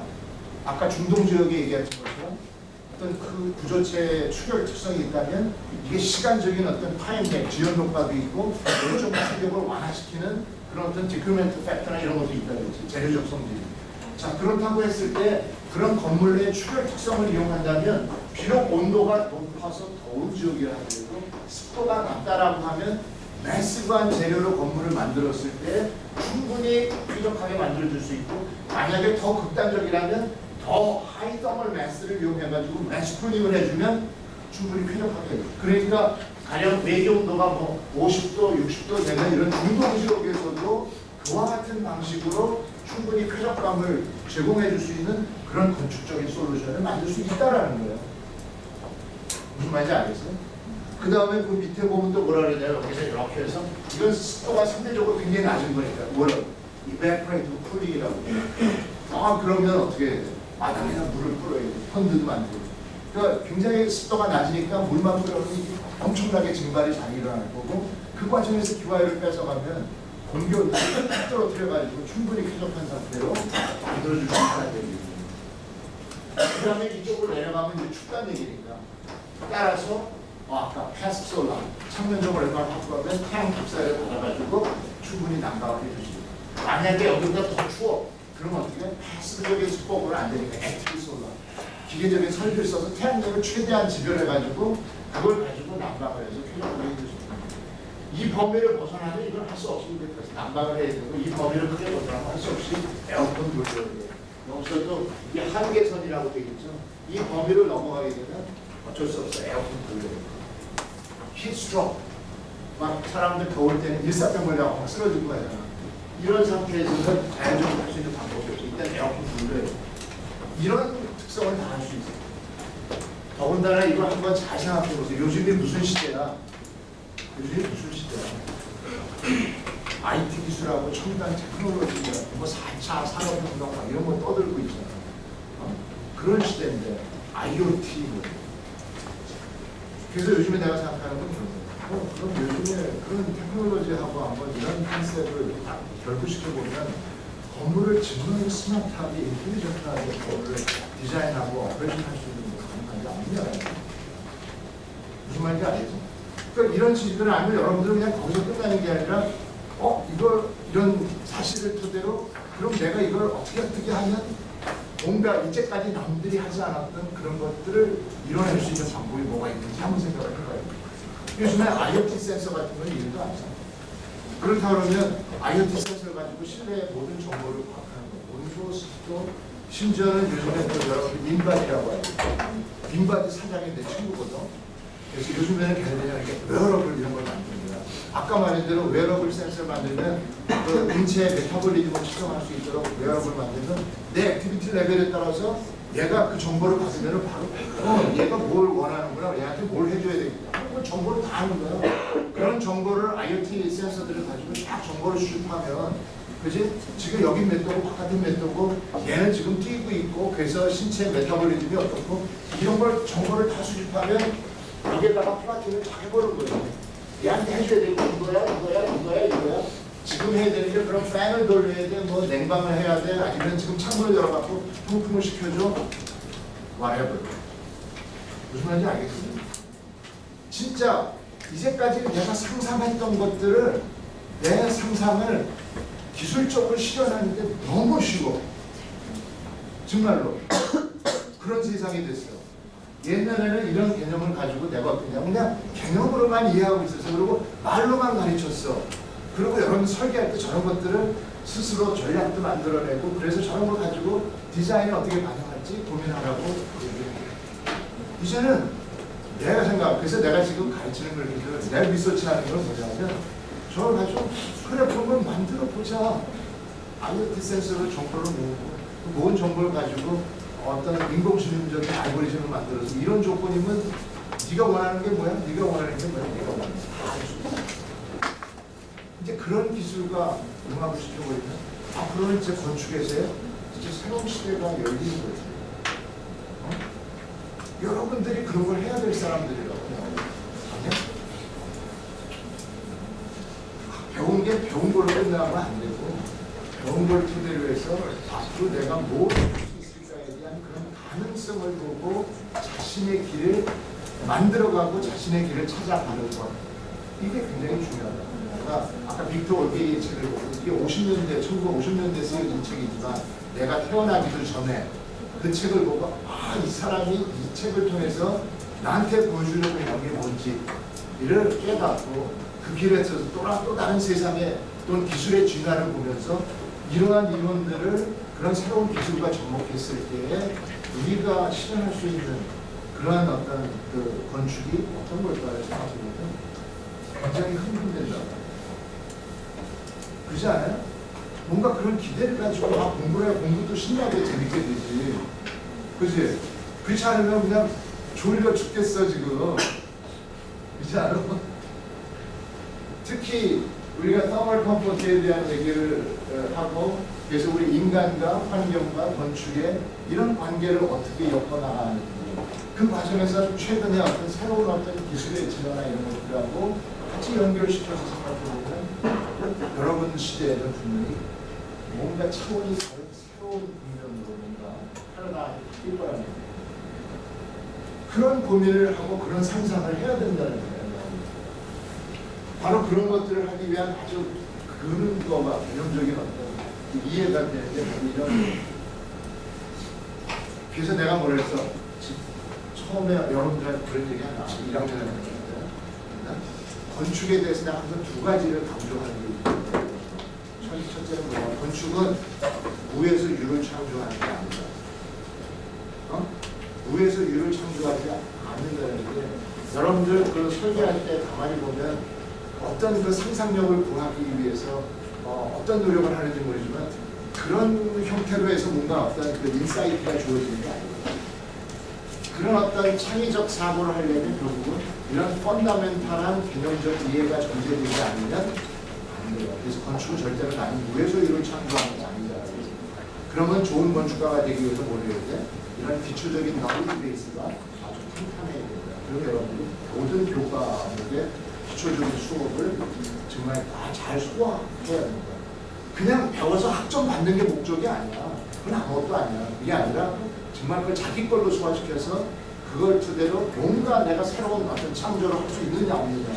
그게 바로 크리에이티비티라는 거예요. 절대 무에서 유를 창조하는 게 아니다. 두 번째 건축은 뭐냐면 대부분 건축하는 사람들이 특히 우리나라 건축하는 사람들이 그런데 사실 건축을 아는 만큼 보이거든. 근데 그냥 이해도 못하면서 본 걸 그대로 카피 하면 건축하는 사람 너무 많아. 저거 너무 멋져. 나도 그런 형태를 한번 해보고 싶어. 왜? 뭐 때문에? 이유는 뭐야? 내가 얘기를 아마 했을 때, 그죠? 그 펑 기빙 팩토리에 대한 건물의 지붕 모양들이 그 원리를 이해하지 못하고 그냥 형태만 카피하는 그런 건축가는 정말 기대 이하. 그러기 위해서 절대 건축은 뭐다? Not just a copy. 그냥 카피하는 거. 아마 다음 시간에 기후와 건축에 대해서 얘기할 때 마찬가지예요. 왜 건축이 이래야 되는지, 건축이 저래야 되는지 이렇게 얘기하는데 이런 건축을 보고 단지 그냥 예뻐서 그 형태를 갖다 카피해서 쓴다. 정말 가슴 아픈 일이에요. 그런 건축가가 되지 말라고 가르치는 게 이거 아닙니다. 무슨 말인지 알겠어요? 그런 건축가가 되지 말아요. 우리 때는 제대로 배우지 못해갖고 다들 그런 일 하고 있지만 여러분 세대는 그러면 안 됩니다. 그래서 이 빅터 루게라는 사람이 얼마나 중요한 역할을 하는 거예요. 그리고 마지막에 이제 이거 수업을 끝내려는데 이게 바로 뭐냐면 외워서 하는 게 아니다라는 얘기예요. 가령 우리가 주택 하면은 설계 지침 가이드라인을 통해서 그랬더니 사람들은 그걸 갖다 그냥 카피하려고 그래. just 카피. 그래서 내가 그거 아니야 그러고 만든 게 이거야. 이건 뭐냐면 우리가 주택이라 하더라도 이게 단독주택이냐 판상형 아파트냐 또는 초고층 주상복합이냐에 따라서 이게 불안의 특성도 완전히 달라. 근데 거기다가 똑같은 디자인 원리를 적용해서 설계하려고 하면 착각이지. 그러니까 아무리 강남에 무슨 주상복합 건물이 그거 비싸고 어쩌고 할지 모르지만 그 안에 사는 사람들이 어떨지 한번 생각해봐. 에어컨 없이는 살 수 없고 무슨 말인지 알겠어? 이런 원리를 이해하지 못하고 설계해요. 그래서 여기서 보여주려고 했던 건 뭐냐면 자, 건축의 환경조절 기능 중에 히팅, 쿨링, 벤틀레이팅, 에어컨디셔닝 이런 것들에 대한 환경조절 요구가 있다면 자, 이거를 내가 단독주택 형태로 설계했을 때 아파트, 판상형 아파트를 설계했을 때 또는 초중 주상복합 형태를 설계했을 때 얘네들의 환경조절에 대한 요구가 어떻게 달라지는지를 보자는 거야. 그래서 이거를 내가 컴퓨터를 시뮬레이션해서 똑같은 서울 지역의 기후 조건 하에서 건축의 형태를 되게 만들었더니 자연 상태에서 인도어 인바이러먼트, 인도어 클라이밋이 어떻게 다른지를 보고 그걸 가지고 이런 생체 비교학적으로 평가해 보니까 이 요구가 건물마다 다르다라는 거죠. 그런데 그거를 구분하지 않고 똑같이 설계한다면 그거는 멍청한 놈 아니냐는 거죠. 무슨 말인지 알겠어요?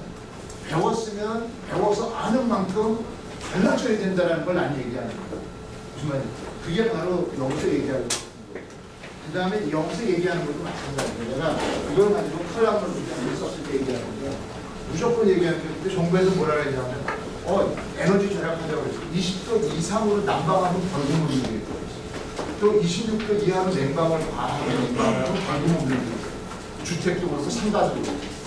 근데 그러다가는 갑자기 사람들이 이렇게 정치 이명박 정부 때문에 이게 실제로 단속할 수 있는 방법이 없다라고 그걸 철회했어요. 그럴 일이 아닌데 사실은 우리가 상식적으로 생각해보면 진짜 몇 도로 난방을 하고 몇 도로 난방을 하는 게 가장 좋은지 우리 스스로 생각하고 판단할 수 있어야지. 그걸 모르니까 맨날 20도만 기계적으로 맞추는 것만 생각하는데 그게 아니라는 거야, 내 얘기는. 오늘 얘기한 내용을 원리를 잘 생각해보고 한번 이걸 읽어보세요. 그러면 내가 얼마나 유연하게 생각할 수 있고 상황에 따라서 건축적인 솔루션에 따라서 실제로 냉난방이나 이런 심지어 온도, 설정 온도를 어떻게 정해야 되는지도 달라질 수 있어요. 절대로 외워서 할 수 있는 건 없다. 원리를 이해하고 무슨 말인지 알겠어요? 그게 굉장히 중요해요. 꼭 읽어보길 바랍니다. 이렇게 저도 안 읽는 사람이 있어요. 이렇게 친절하게 써가지고 저도. 자, 오늘 수업을 여기까지.